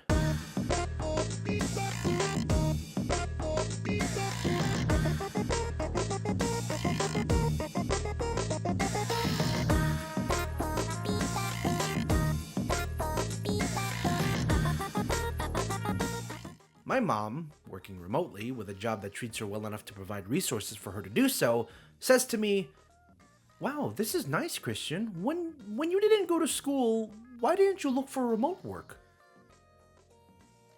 I wanted to punch her in the face. Because, yeah, I looked. Like, sure, I didn't go to school and I lied to literally everybody else I knew about my life, but I also wasn't sitting with my thumb in my ass either. I know how this sounds. Oh no, the college dropout whines that his life is hard. Like, shit, this is the reason why people hate talking about this kind of stuff for themselves. If I go ahead and do a stupid thing, perfect. I want the consequences to hit me like a truck. I deserve it. Friends don't want to talk to me? Understandable. The snipers get me every time I want to go near a game store ever again? Cool. My family, my immediate family, thinks differently of me every time I walk out of my room? That's just human nature. But that never really happened, and it's eating me up inside. At this point in time, I'm still very reflective.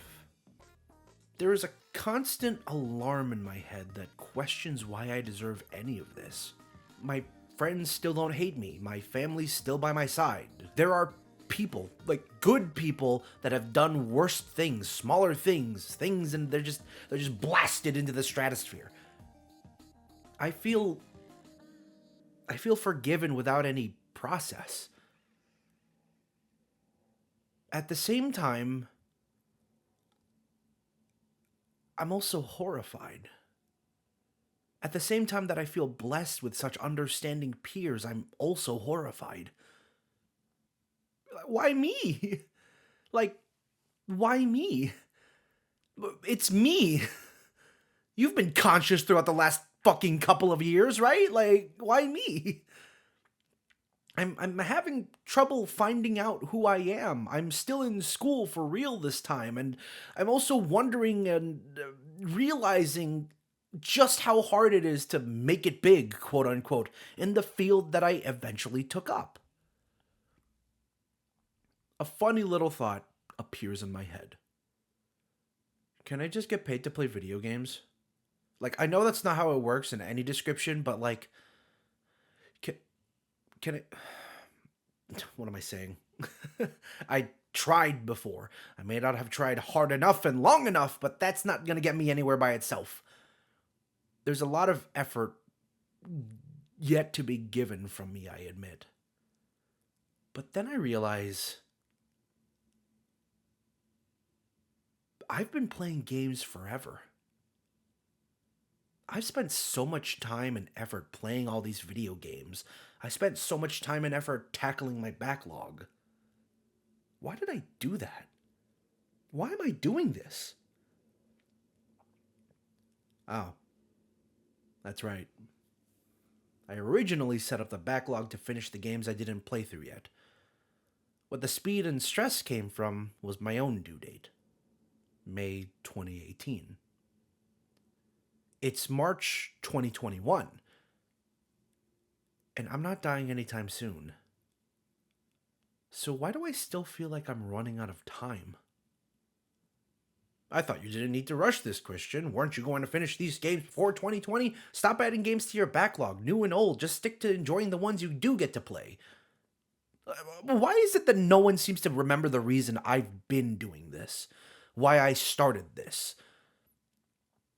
Maybe it's because I didn't fully understand the reasoning myself. Every game I've played and every game I will play is a story in and of itself. There's so many memories, not just of the endless messages a game conveys, but the environment, the context in which I play them. I remember time frames, outbursts, reviews, what I did before, what I did after. I look at a title, I think of the game, and I think of who I played with. I inquire about their stories, what they like, what they don't. I connect with people of all shapes and origins, of all stories. I remember how happy I was, being absorbed into these worlds. I'm immersed into multiple periods of time. I feel every plot twist, every level up, every raucous defeat, every joyous victory. I remember when my own story was almost cut short, how I was given multiple chances to live my life. I couldn't back out now. This is an art that I've cherished my entire life. Monetize it, gatekeep it, it won't stop me from enjoying all of it as much as I can. Sharing my story, keeping it to myself, listening to other stories, mentally dissecting these toys, these mere playthings, achieving my goals of leaving no game unplayed. I get asked by multiple people, my closest friends, why are you doing this? You don't need to finish these games by a specific time anymore. You don't need to rush. You don't need to do all this. And it's always less succinct the more I say it. But I basically try to say this every time. I have to keep going. This is all I have.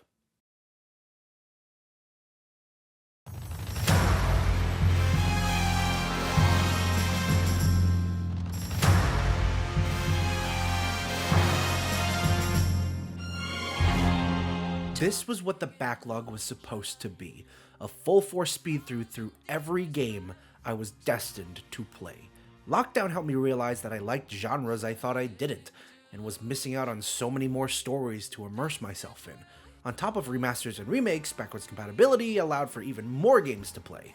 I was legitimately excited to speed past these games as I got ever closer to finishing this damn thing. Oh my god. One day, I could finish my backlog.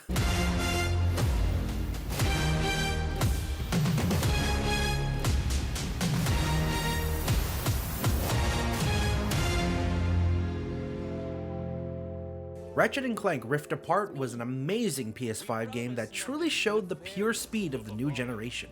I then played through the Batman Arkham games on Xbox because whatever, Batman Arkham Asylum, City, Night, and Origins are all fantastic games, the foundation for every superhero game in modern times, and are probably the last good games Rocksteady Studios will ever make. Mario Golf Super Rush was fun, Samurai Showdown was fun, the first Ace Attorney trilogy was great, the great Ace Attorney Chronicles was great. Avengers War for Wakanda, the first and only big expansion for the game, was great. 12 Minutes was great. Psychonauts 2 was great. WarioWare Get It Together was great, and probably my favorite multiplayer game on the Switch. Sonic Colors Ultimate was great. Super Monkey Ball Banana Mania brought me back to a better time, a simpler time.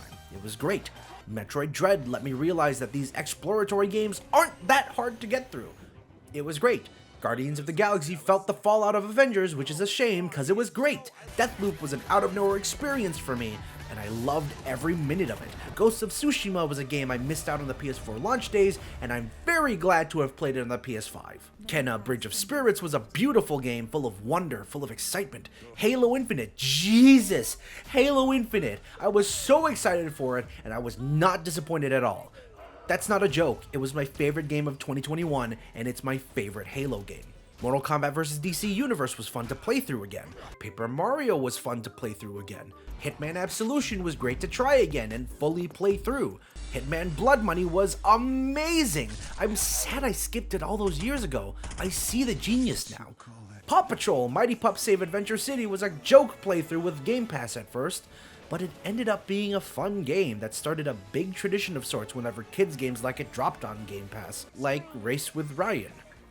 I'm not kidding, I 100% of these games. Grand Theft Auto San Andreas, I finally got to experience most people's favorite GTA game. Thrillville Off the Rails, a childhood classic my cousin had, I now had. Sleeping Dogs was great to play through after hearing so many people talk about it.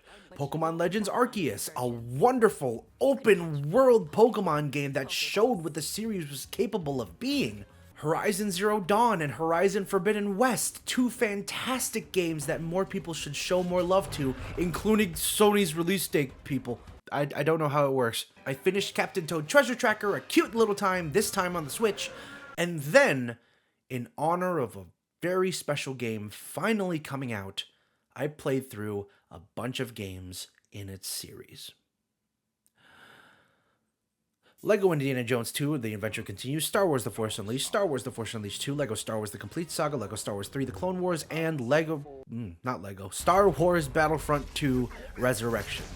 I was hyping myself for the long-awaited okay, I finished those games too fast. Let's replay Injustice Gods Among Us and Injustice 2 on Xbox super quickly.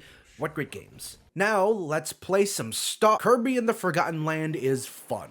The first Kirby game in full 3D gameplay is also my favorite Kirby game, Quelle Surprise. It is a fantastic game, and I want everyone with a Switch to play it. Okay, are we done? Is it out yet? I don't have much more time to play it, so can I play it? Okay, whew. I've waited a long time for this. The Force is strong in my family.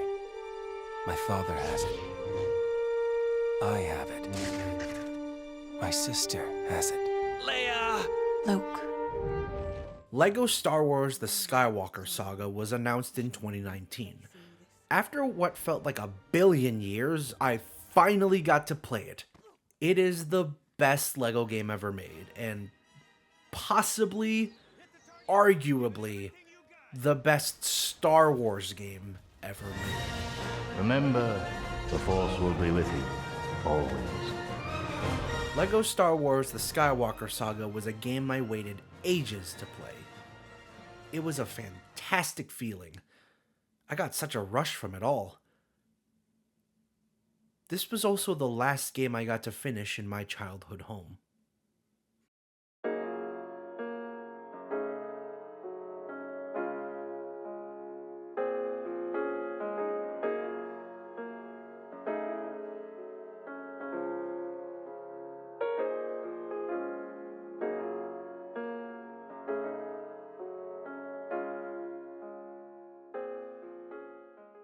In 2022, my partner had to find somewhere else to live. Their landlord wasn't going to renew the lease. I had a good feeling about the future, oddly enough. I had a good job, I was doing well in classes, I was going to graduate for real this time. And so I had this great big plan. My partner and I would work as hard as we could to make this a thing. I thought of everything from the bills and the utilities and everything around that. I was excited. A place to call, technically, all my own. My parents... Man, I think my parents were too tired of everything to even care. That's not to say that they were super happy. I remember them being sort of tongue-in-cheek about it. I think they also knew what I knew. I was gonna be alright. I mean, I almost wasn't. I asked a lot of friends for help. Finding a place, locking it down, asking for donations, and physically moving there. There was a lot more work that we needed to do before move-in day. Most of my friends and my family showed up to help. No one my partner asked to show up did. I had a lot of apologies to make for how much work we basically made everybody do. We're all okay now, I hope. Did I mention that we moved in on May 1st? The day before my birthday? Yes, I know, we're all okay now, but it still hurts thinking about making mistakes as big as that this late in life. I keep thinking about how I dodged the bullet, how I almost lost my friends, how I bit off more than I could chew. Thankfully, as the month went on, as I built a billion pieces of furniture, as my partner and I butted heads on what went where, and as I counted the days to my actual real graduation day, it was clear that I was growing up, growing stronger, and I wouldn't be beaten by life's greatest challenges ever again. After all is said and done, what else do you think I'm gonna do?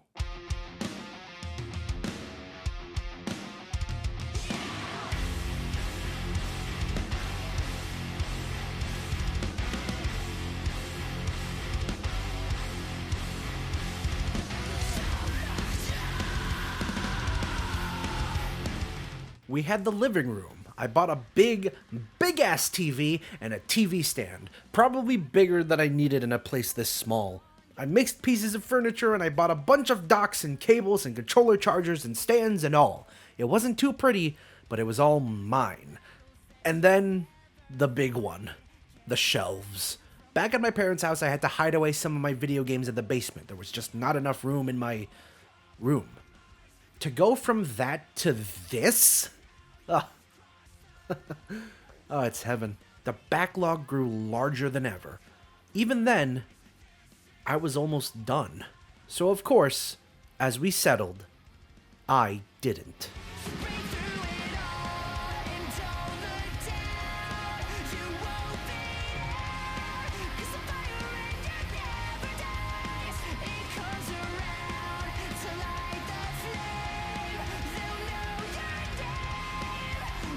Did I mention my partner had been using a CRT as her main TV this whole time? Did I also mention how excited that my partner's TV was now going to be ours? The first games I finished at my new place while the boxes were nearly unpacked were the first 3 Time Crisis games. Hard as hell, hungry for quarters, they were now mine to conquer. From there, my speed was so much quicker in playing games as we unpacked more things. Sifu was great. Ape Escape the Original as part of PlayStation Plus Premium was great. Teenage Mutant Ninja Turtles Shredder's Revenge was great. And the first game my partner and I played through together. Yoshi's Story was great. Yoshi's Crafted World was great. Dark Souls Remastered, now that was great to go through. One of my friends had been talking about how good Elden Ring was, and for a while, he and I went through each game, starting with the classic Dark Souls. Check another game off the list, and another genre off the list. My friend Peppa Pig was great. Paw Patrol Adventure City Calls was great. Dark Souls 2 was great. It was cool to go through a playthrough of the game with a fresh mind, unknowing of the hatred some people have for this game. It's great. Duke Nukem Forever was a stupid turn-off-your-brain game, and I'm glad I played it. Saints Row the Third Remastered was a remaster I'm glad I played. Dark Souls 3 is the pinnacle of the series, and my goodness, we had a great time playing through it. The Saints Row reboot was great. It's not what people wanted, but it was still great to me. It was fun to explore the world, to play through and shoot stuff. Volition should not have died from this, and I will die on that hill. Saints Row Reboot was great. Destroy All Humans, the remake, was a game series my friends grew up playing. I didn't want to miss out, so I played the first. It was great. Pac-Man World Repack was a remake of a game I have loved since I could play video games and knew what they were. I love it. Splatoon 3 is amazing and colorful, and I love Splatoon more than I love video games in general sometimes. The Artful Escape, Destroy All Humans 2, Lego Batman 2, Christian. What are you doing? Series, Batman the Enemy Within, Them's Fighting Herds, Mario and Rabbids Sparks of Hope. Call of Duty Modern Warfare 2 was probably my favorite Call of Duty ever. The campaign was so cool, and the multiplayer, as slow as people think it is, I feel is the coolest and most satisfying the series has ever felt. God of War Ragnarok, the first game that my partner actually paid attention to on the couch with me in the first 10 minutes. That's how good it was. Pokemon Scarlet, performance issues aside, a fantastic showing of where Pokemon is headed in the future. Gotham Knights was great. Sonic Frontiers was fantastic and is the best Sonic game ever made. Elden Ring was the open world Souls-like, and my friend and I blasted through this game multiple times in camaraderie against all odds and even this red rot hole. Atari 50, the Anniversary Collection, Watch Dogs, Watch Dogs 2, Paw Patrol Grand Prix, JoJo Siwa Worldwide Party. You're wasting your time. Mutant, Spyro Ripto's Rage, Spyro Year of the Dragon, Yakuza 0. This is one that I've wanted to play through for a long while. These slow burn action games are said to have peaked here in the prequel. I'm very glad to have finally played it. Pokemon Y, Quantum of Solace, GoldenEye. Holy shit! GoldenEye. I remember playing this endless days, endless times after school, and it was coming out on both Nintendo Switch and Xbox? So yeah, I beat it twice in a row, unlocking everything I could. SpongeBob SquarePants, Truth or Square, SpongeBob SquarePants. Christian, please stop. They added Game Boy games to the Switch. WarioWare, Mega Micro Games, Mario and Luigi Superstar Saga, beat that immediately. Metroid Prime Remastered, I finally got to play through that. Pokemon Alpha Sapphire, Hi-Fi Rush. It took me a few weeks to play it after the Shadow Drop, but I'm glad. Man, I'm glad I played it. Is it ever so satisfying? Kirby's Dream Land, Kirby's Return to Dreamland Deluxe, Pokemon Ultra Moon, Skyrim, freaking Skyrim, The Witcher, Wild Hunt, freaking Witcher 3, two fantasy action RPGs that I thought I'd never be able to finish. But I did, and I'm glad, because they're great games. GTA Vice City, Mafia, Tron Identity, Tron Evolution.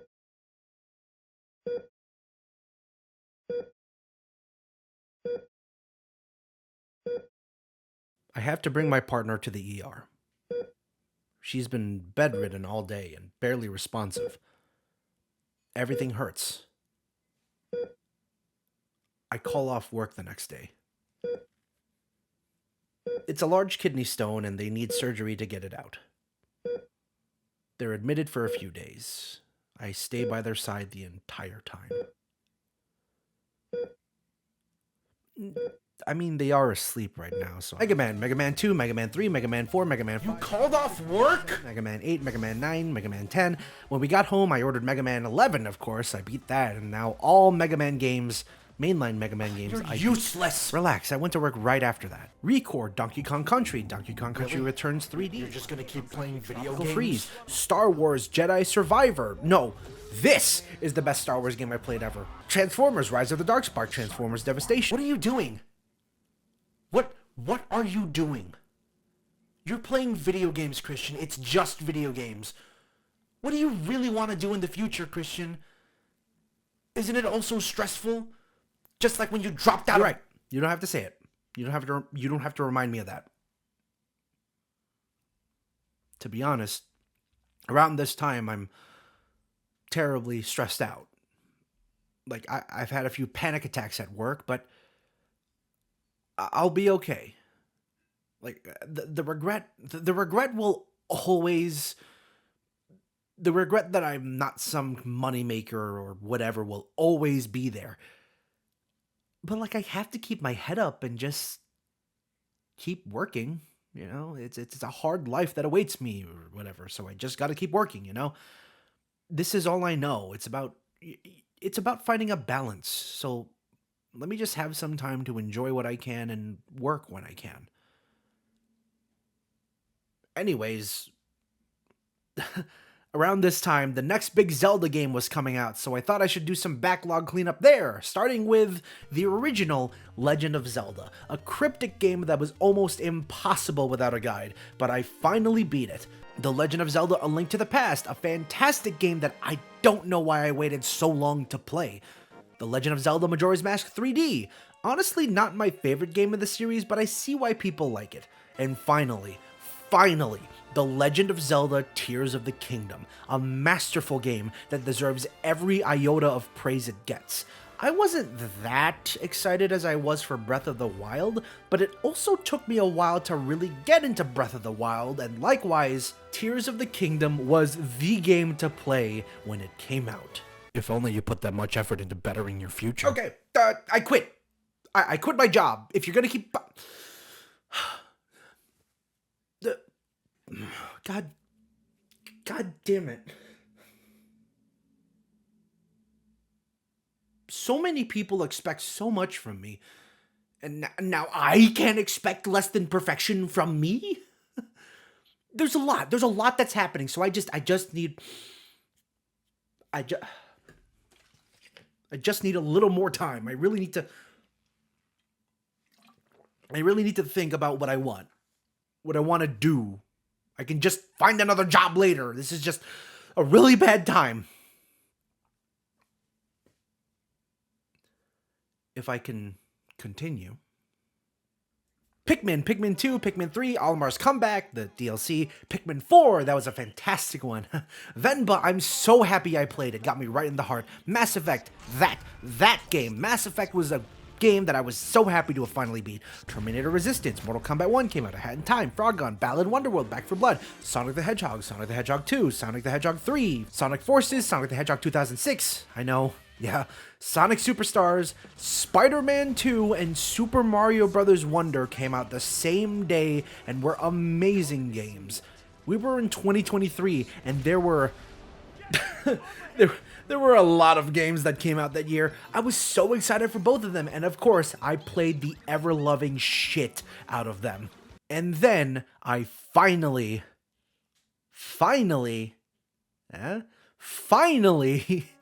played through Final Fantasy VII. After watching all the old video essays and being told how amazing the game was, and overall having the absolute biggest spoiler in gaming blasted at my face, I sat down and played through it. And it was glorious. I felt like that was the biggest game I missed out on ever. And I finally beat it. And then Mario Party 1, Mario Party 2, and Mario Party 3.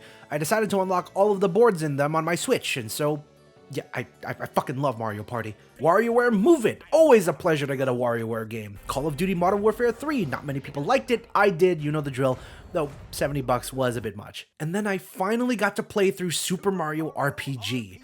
Like, if I wanted to be dramatic, it's full circle here, with the Mario RPGs and all. It was so charming, and I finally got to experience this weird era of Nintendo a little bit, when they were just throwing ideas into the game, with character designs and stories and all, and they weren't afraid to experiment with Mario to the nth degree. And then, something hit me. A thought. It hit me. There were a couple of games I needed to try again. Way back in 2017, I played a certain game painstakingly close to the end. When this roadblock that wanted me to go back and farm coins show up to see the real ending, I was just like, forget it, I'm not doing that. I had much more time to finish that game now. That game was Chibi Robo Ziplash. It was. And then I got to the final game in the backlog. The culmination. The last game in my backlog. And it turned out to be the first game as Stareanddream that I tried to review. Hello, my name's Christian, and I've never played a Metal Gear Solid game. If I learned anything about reviewing video games or movies or something, it's that you need the need to finish them. And I did not find that need in Metal Gear Solid. In all seriousness, I understand why people adore this game. The story...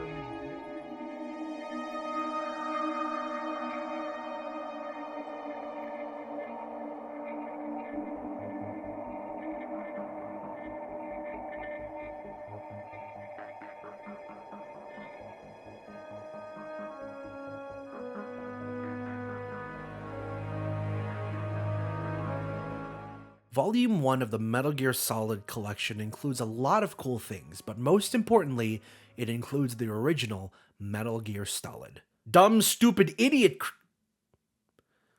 I should be kinder to myself.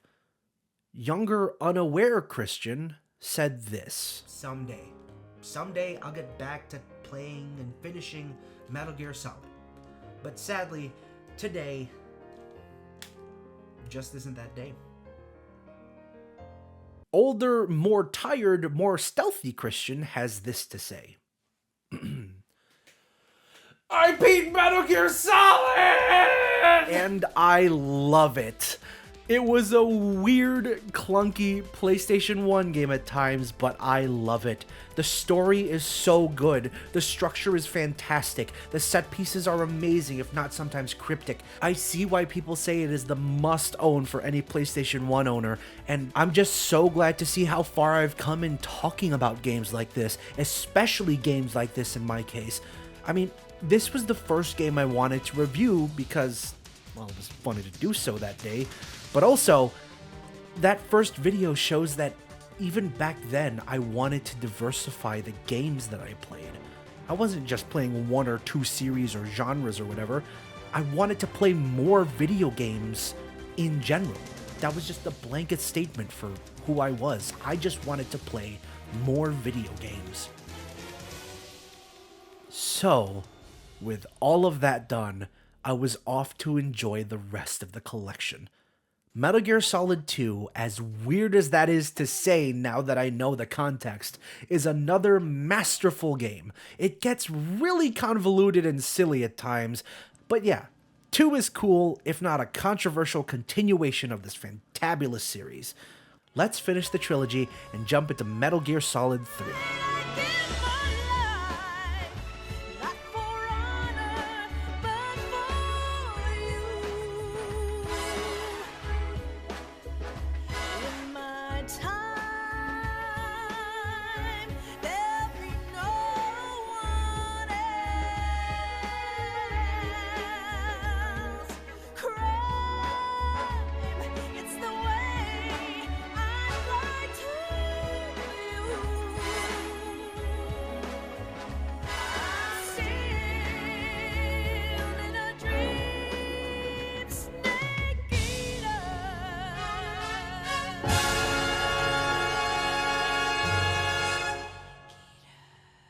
Wow.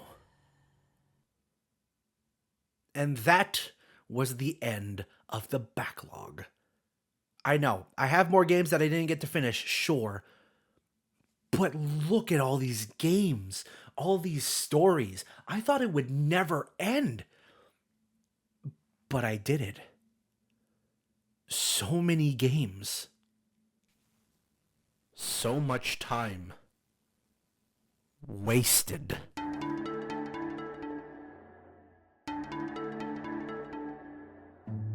Christian, look at yourself, you fool. How could any of this be an accomplishment? Hooray, you did it! You played a bunch of fucking video games! Look around you!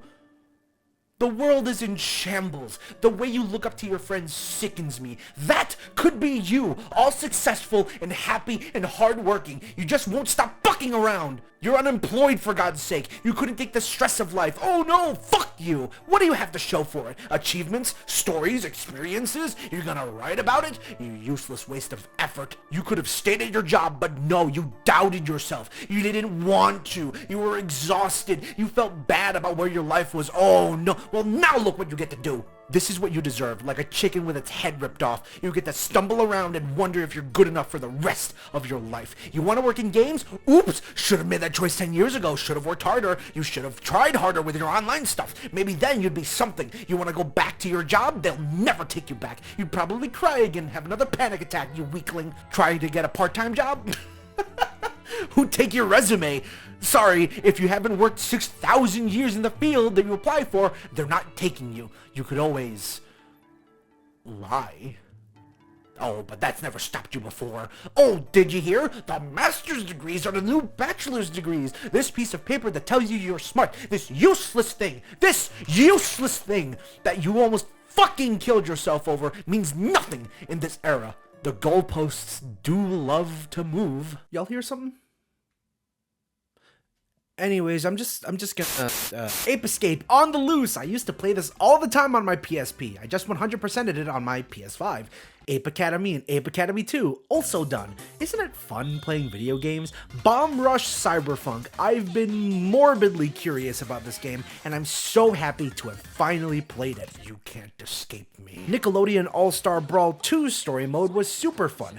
I got to play both South Park The Stick of Truth and South Park The Fractured Butthole over the week of Christmas, which honestly really fit at some parts. If you know, you know. They broke the shit out of my mind. Thirsty Suitors was an amazing, stylish game I'm glad I played. Final Fantasy VII Remake, I finally got to finish this first part and was super excited for the future 2 games. Scott Pilgrim vs. the World, I beat it again. Why not, you know? And then I finally sat with my partner one day and said, hey, you've always wanted to watch me play some of these games, but don't really like playing these games. Let me play through them for you and refresh my thoughts on them. This is something I've wanted to do for a while, and we finally started. It's an exciting time because I get to play these games again, and my partner gets to see exactly what makes these games they missed out on worth playing. We played through the first Red Dead Redemption, and while I liked the game on first playthrough, my partner and I liked it a lot more through this one. You can't escape me. LA Noire was next, and this was totally my biased pick. I freaking love this game, so much that I've bought it for like every game console I own that has it. PS3, Xbox 360, Xbox One, PlayStation 4, Nintendo Switch, you know. My partner's already a big fan of story games, visual novels, intuition, and dialogue, and they had never seen this one. And with this millionth playthrough of mine, I loved it even more. Red Dead Redemption 2 was the longest game I've played for my partner so far, but my goodness is it worth it. Everything in Red Dead Redemption 2 is perfection. The story, the gameplay, my god. It took me a while to finish it the first time, let alone the second time. But good god, it was great to play through again. A few games came out where I had to blast through them quickly, you know. I beat the Apollo Justice trilogy and Mario vs. Donkey Kong. One game being technically the first real exposure I had to Ace Attorney through an old demo of AA4. And the other game being a remake of my favorite Game Boy Advance game, which I already have so many great memories with. After those two, it was time for me to show my partner, who owned a PS3, the pinnacle of the platform that they missed out on. Uncharted Drake's Fortune was the first time we get to...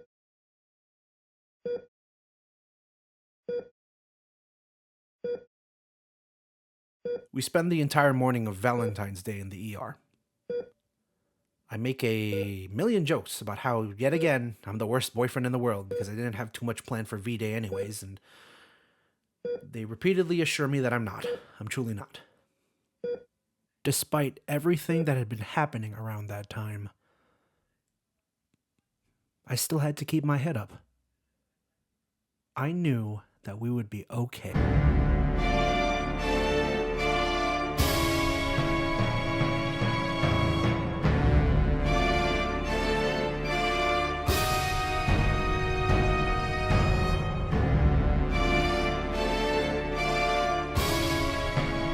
I get a text from my property management. It's time to renew our lease. The rent ran up a lot more.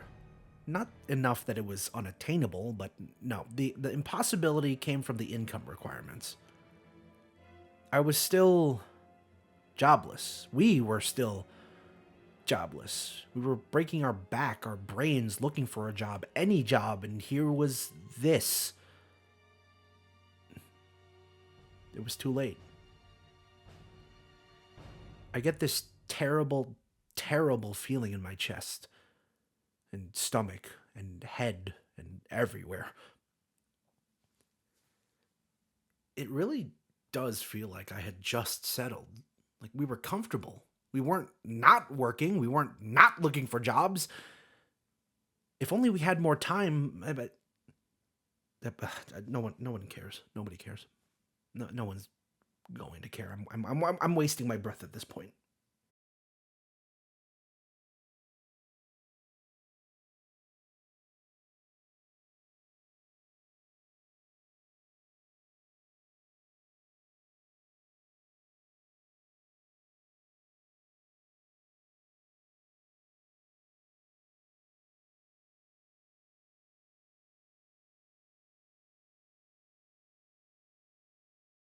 We played through the rest of the Uncharted games. Among Thieves, Drake's Deception, A Thief's End. They like the stories. Really like them. I mentioned to my partner that, for one, Nathan Drake is Sly Cooper's rival, their favorite PlayStation character, in this weirdo game, PlayStation All-Stars Battle Royale. Another game I love and pretty much want to play as much as I can. I also go on another tangent about how The Last of Us, Naughty Dog's game between Uncharted 3 and 4, changed everything, and how I wasn't personally a fan. I mean, they already made Uncharted 3 the best game in the... Sorry. I played Wolfenstein The New Order, and that was great. I played Bluey the video game to 100% completion, still continuing the tradition. Wolfenstein 2 The New Colossus was great. And then Final Fantasy Rebirth came out. And I had so much fun with the endless hours I spent on that game. Christian, I think... Why bother? Why fucking bother? You know what? Here, that's the next fucking chapter name. Boom, did it. Why bother? So I can fail again? So I can thrust my effort around wastefully? So I can put on a show and have everyone laugh at me? It's so very clear that I was meant to die in 2018. It is clear. It is so clear that I'm a useless bastard who tries so fucking hard for nothing. It is so clear to everybody but me. Do I kill myself now, though? No, of course not. Please, why not? The most important reason I'm not killing myself is because I don't want to fucking die. I want to live. I don't want to die. I want everything around me to get better. But it never gets any better because the powers that be won't fucking care. Every time I try to be better than who I was 10 years ago, it just whips me back into position. Oops, you suck. You set yourself back 10 years, 20 years, 30 years, forever. You'll never catch up, and no one's gonna care. Keep your head down, Christian. Just don't show emotions. Wait for the next big thing. Make money. Shut up. Have no feelings, and never reach your goals, because those goals will keep fucking moving because you felt like you weren't enough. I felt like I wasn't enough my entire life. Why change anything now? People would just look at me like I'm still not enough. Why fucking bother? Through everything that I've witnessed, it is a chore to live. Life has so many goddamn steps. Life looks down at you and says, "Poof, that's it?" It's humiliating. It's frustrating. Better people bottle up their frustration until their deaths. Better people also die very, very, very young. No one cares. I was given a due date to either renew the lease with proof of income, or request the notice to vacate. I do the latter. They ask a reason for leaving. I put it in clear terms.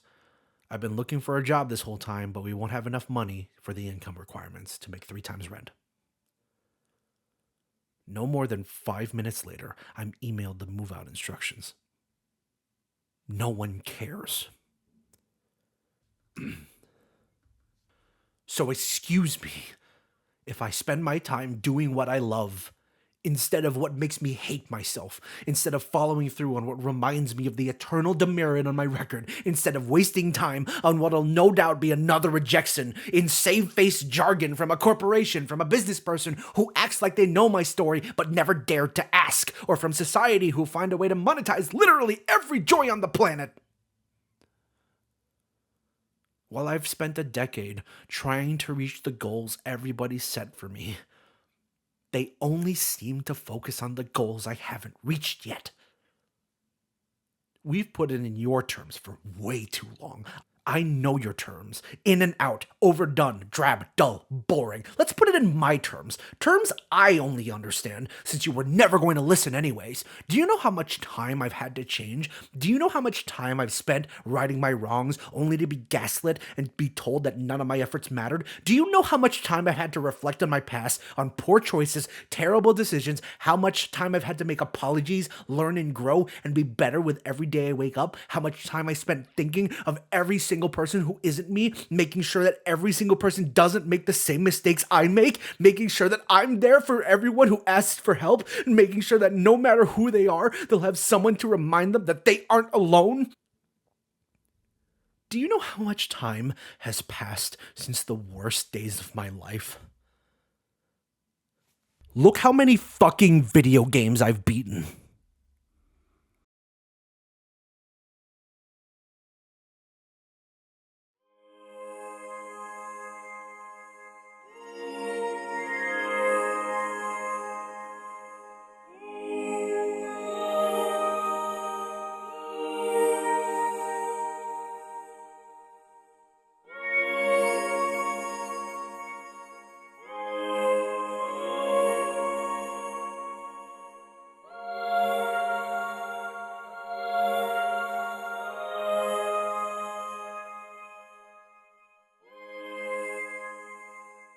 That's what video games are to me. It's that unspoken, powerful connection between the player and game. The stories you get to tell, you'll tell, but just absorbing your environment, taking in every memory, good or bad, from the game or from wherever. I realized something. I have 5 video games left on my backlog.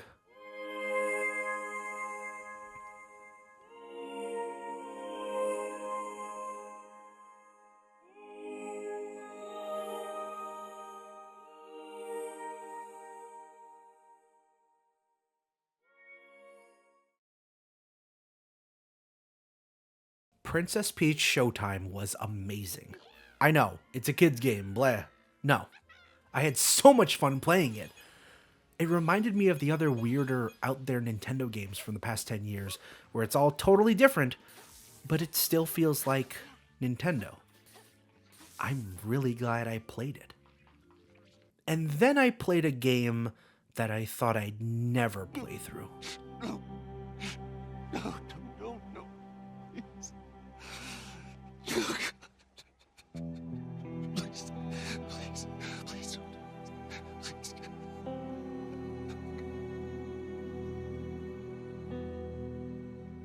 On the first full playthrough, while I don't really like it as much as everyone else, it's enchanting the way it asks for your attention. No, it doesn't rip it from you, it asks you. It asks you for your attention, and you, the player, want to pay all of it. I'm really glad I played it. It reminded me of another game, another pretty similar game in story pieces from 2013. Booker, are you afraid of God? No. But I'm afraid of you. I'd never played the original BioShock because for as good as it was also very scary to me. BioShock Infinite at the time was more swashbuckling and action-y, so playing through it years later, when I'm more aware of the subtext, the connotations. Man, what a game. I'm so glad I played through it. Maybe I'll play the other games soon. You know, as 2020 opened me up to stealth eventually, maybe in the next few years I'll be playing more scary games or horror games. Maybe those games won't be as scary as I think. Maybe I'm not as scared as I think. Maybe I should take this time to really have a last hurrah in this place. I'm moving soon anyways.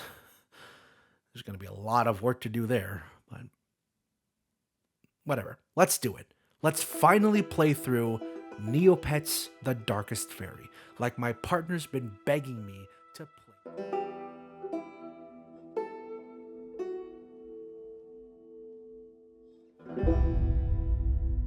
I skipped out on playing Last of Us Part 2 probably much more than I've wanted to skip out playing Part 1.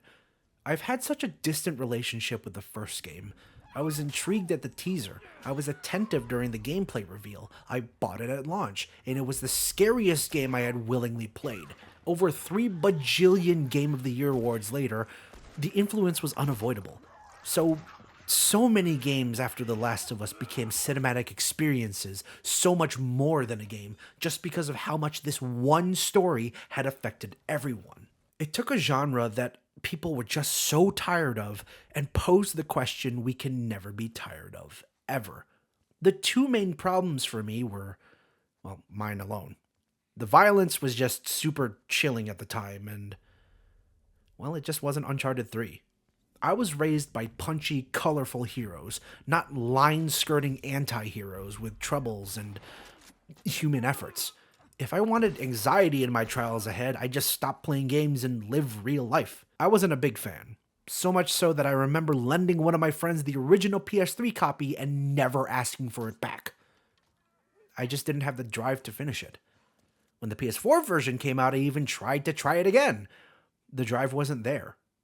Everything looked better. Everything. I never got around to finishing it. So the sequel came out in 2020, and I was expecting everybody to love the sequel. And they don't. From controversial story choices to a whole lot of leaks beforehand to a lot of stupid idiots, The Last of Us as a whole fell in a lot of regards. I want to see what all the fuss is about. Oh, okay, maybe not. There was no way I wanted to play this game ever. They were violent, they were depressing, not what I needed, and they would never be what I needed. Then something miraculous happened. I looked back at the last few years. I've played a lot of games. A lot of games. I don't want to say that I'm some sort of crazy person who's addicted, but like my fear, when you break it down, is not unlike the fear of everyone's. To never be able to experience what others have loved for so long. The idea that you're missing out on something you could just as easily do. The unconscious drive to just get one more good thing in. Over every game in the backlog, there was always an unstated need, an unspoken question. Would this game that I'm about to play be the one to open my eyes a little wider? Would this be another game where I feel something other than the mere satisfaction of a title checked off a list? It is that never-ending drive to enjoy this medium I have given all I have. The Last of Us Part 2 was a game I liked as much as the first. But the experience of playing it, my experience, that is something I won't forget. As much as I wanted to have Neopets be the last game I played in my first apartment, what with the symbolism and all, I just don't think I'd have as much fun if I knew the stress of moving was so close to it. So, having The Last of Us Part 2, a game I felt so unstrongly about, finally be played, feels great. That's not to say I'll stop the backlog, though. When I move into my new place, the list will be much smaller than before, but man, it'll still be good. I mean, I also still have to play Paper Mario when that comes out. Wait, what? Ooh, and I promised a friend that I'd play more of the Fallout Christian, games. you're wasting your time again. And I never did finish Mass Effect 2. This is exactly what I'm talking about. And the new one's coming out, and man, don't get me started on Persona. You should really be thinking about... What? What is it? What do you want?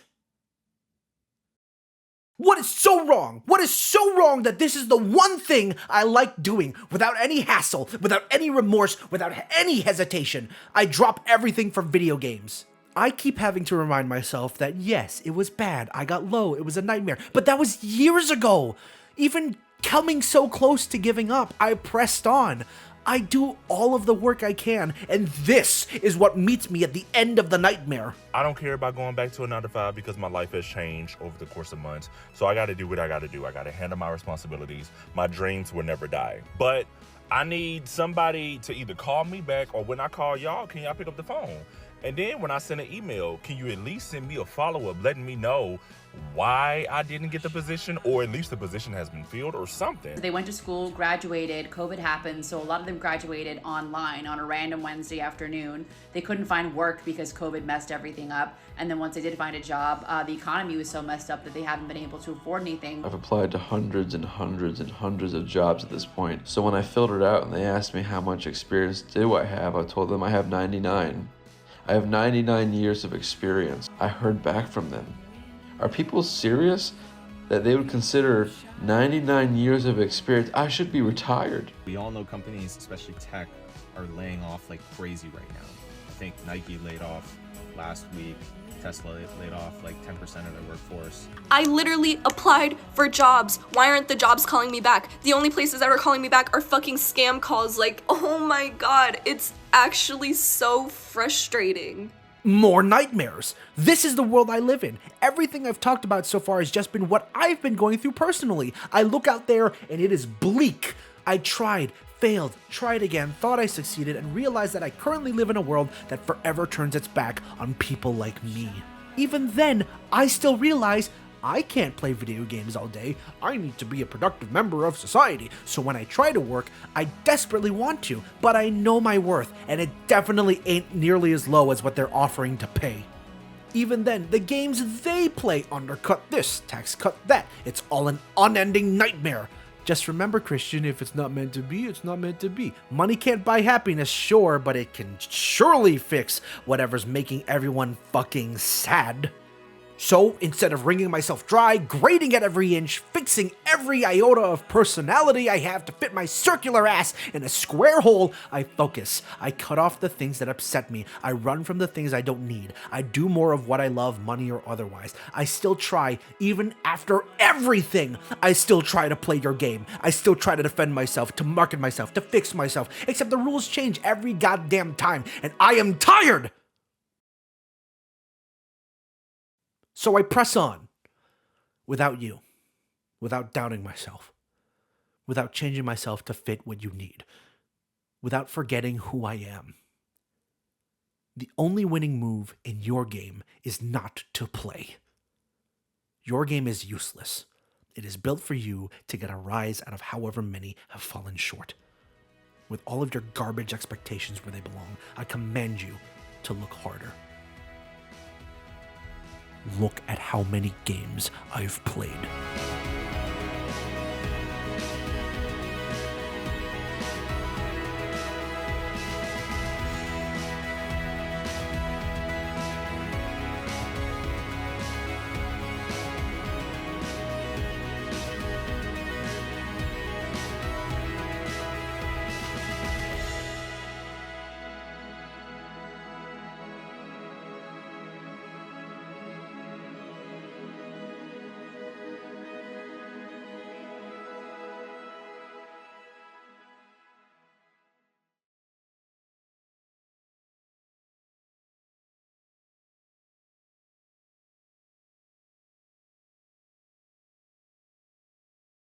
I started the backlog thinking I would die, that I would die sooner than expected. I did not die. Applause, which is good, but that same thought process where I thought I have to play as many games as possible because I love them all so much, that's the high I've been riding for as long as I've lived. The backlog kept going. My backlog is going to keep going. It's going to live as long as I do. That relief, like I can joke about it all I want, like, wow, cool, you can play more video games. That's my way of saying I can experience more of what life can truly offer. Who wants to end that feeling early? I thought I needed to for a time. I thought I needed to play everything before an unspoken set time. In reality, and in a much more healthy mindset, I just have to take it day by day. Less now, but still seldom. I feel like everything that I enjoy is useless sometimes. I feel like every mistake I make is grounds for starting at square one because everybody hates me forever. That's the result of a lot of miscommunication in my childhood, and that's putting it mildly. So I stick to what I like. In those times, I doubt myself. The art of video games is what I stick to. The attraction to it, the safety net of media, is such a sore subject for anyone. Decades ago, it was a fad. Years ago, it wouldn't make money. Months ago, it wouldn't mean anything. There are a lot of starving artists out there right now. I'm no artist. I'm a consumer. I find it hard, even as I write this, to justify writing all this. To dramatize the darkest days of my life and equate something like video games to that of a savior isn't really a normal thing to feel as I look outward and I empathize with those who have had much worse days than I. Yeah, it's what I feel, but I always feel like even my hardships aren't hard. So I usually default to calling video games a dumb, stupid thing. I call it all stupid. Like, say, video games kept me going. I kept calling it stupid. Like, oh, stupid, dumb video games, I love them. You know, that's what my parents called it. That's what my teachers called it. Like, video games will get you nowhere. That's what I heard growing up. That's what a lot of us heard growing up.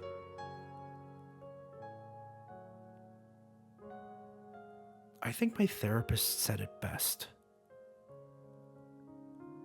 She tells me, what's so stupid about it? It's something you love. It clearly had a positive effect on you. Why would you call anything that saved your life like that dumb?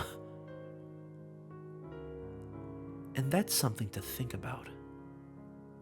That's something that changes my world entirely. If I had that encouraging thought process told to me by my parents, by my teachers, by anyone at such that young age,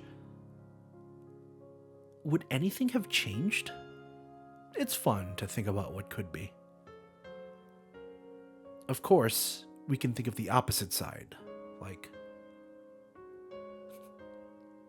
what if there was a world where Christian didn't like video games? For one, I think instead of 18 years old, I'd want to kill myself at 2. Why does the sun go on shining? Why does the sea rush to shore? Don't they know it's the end of the world? 'Cause you don't love me anymore. Why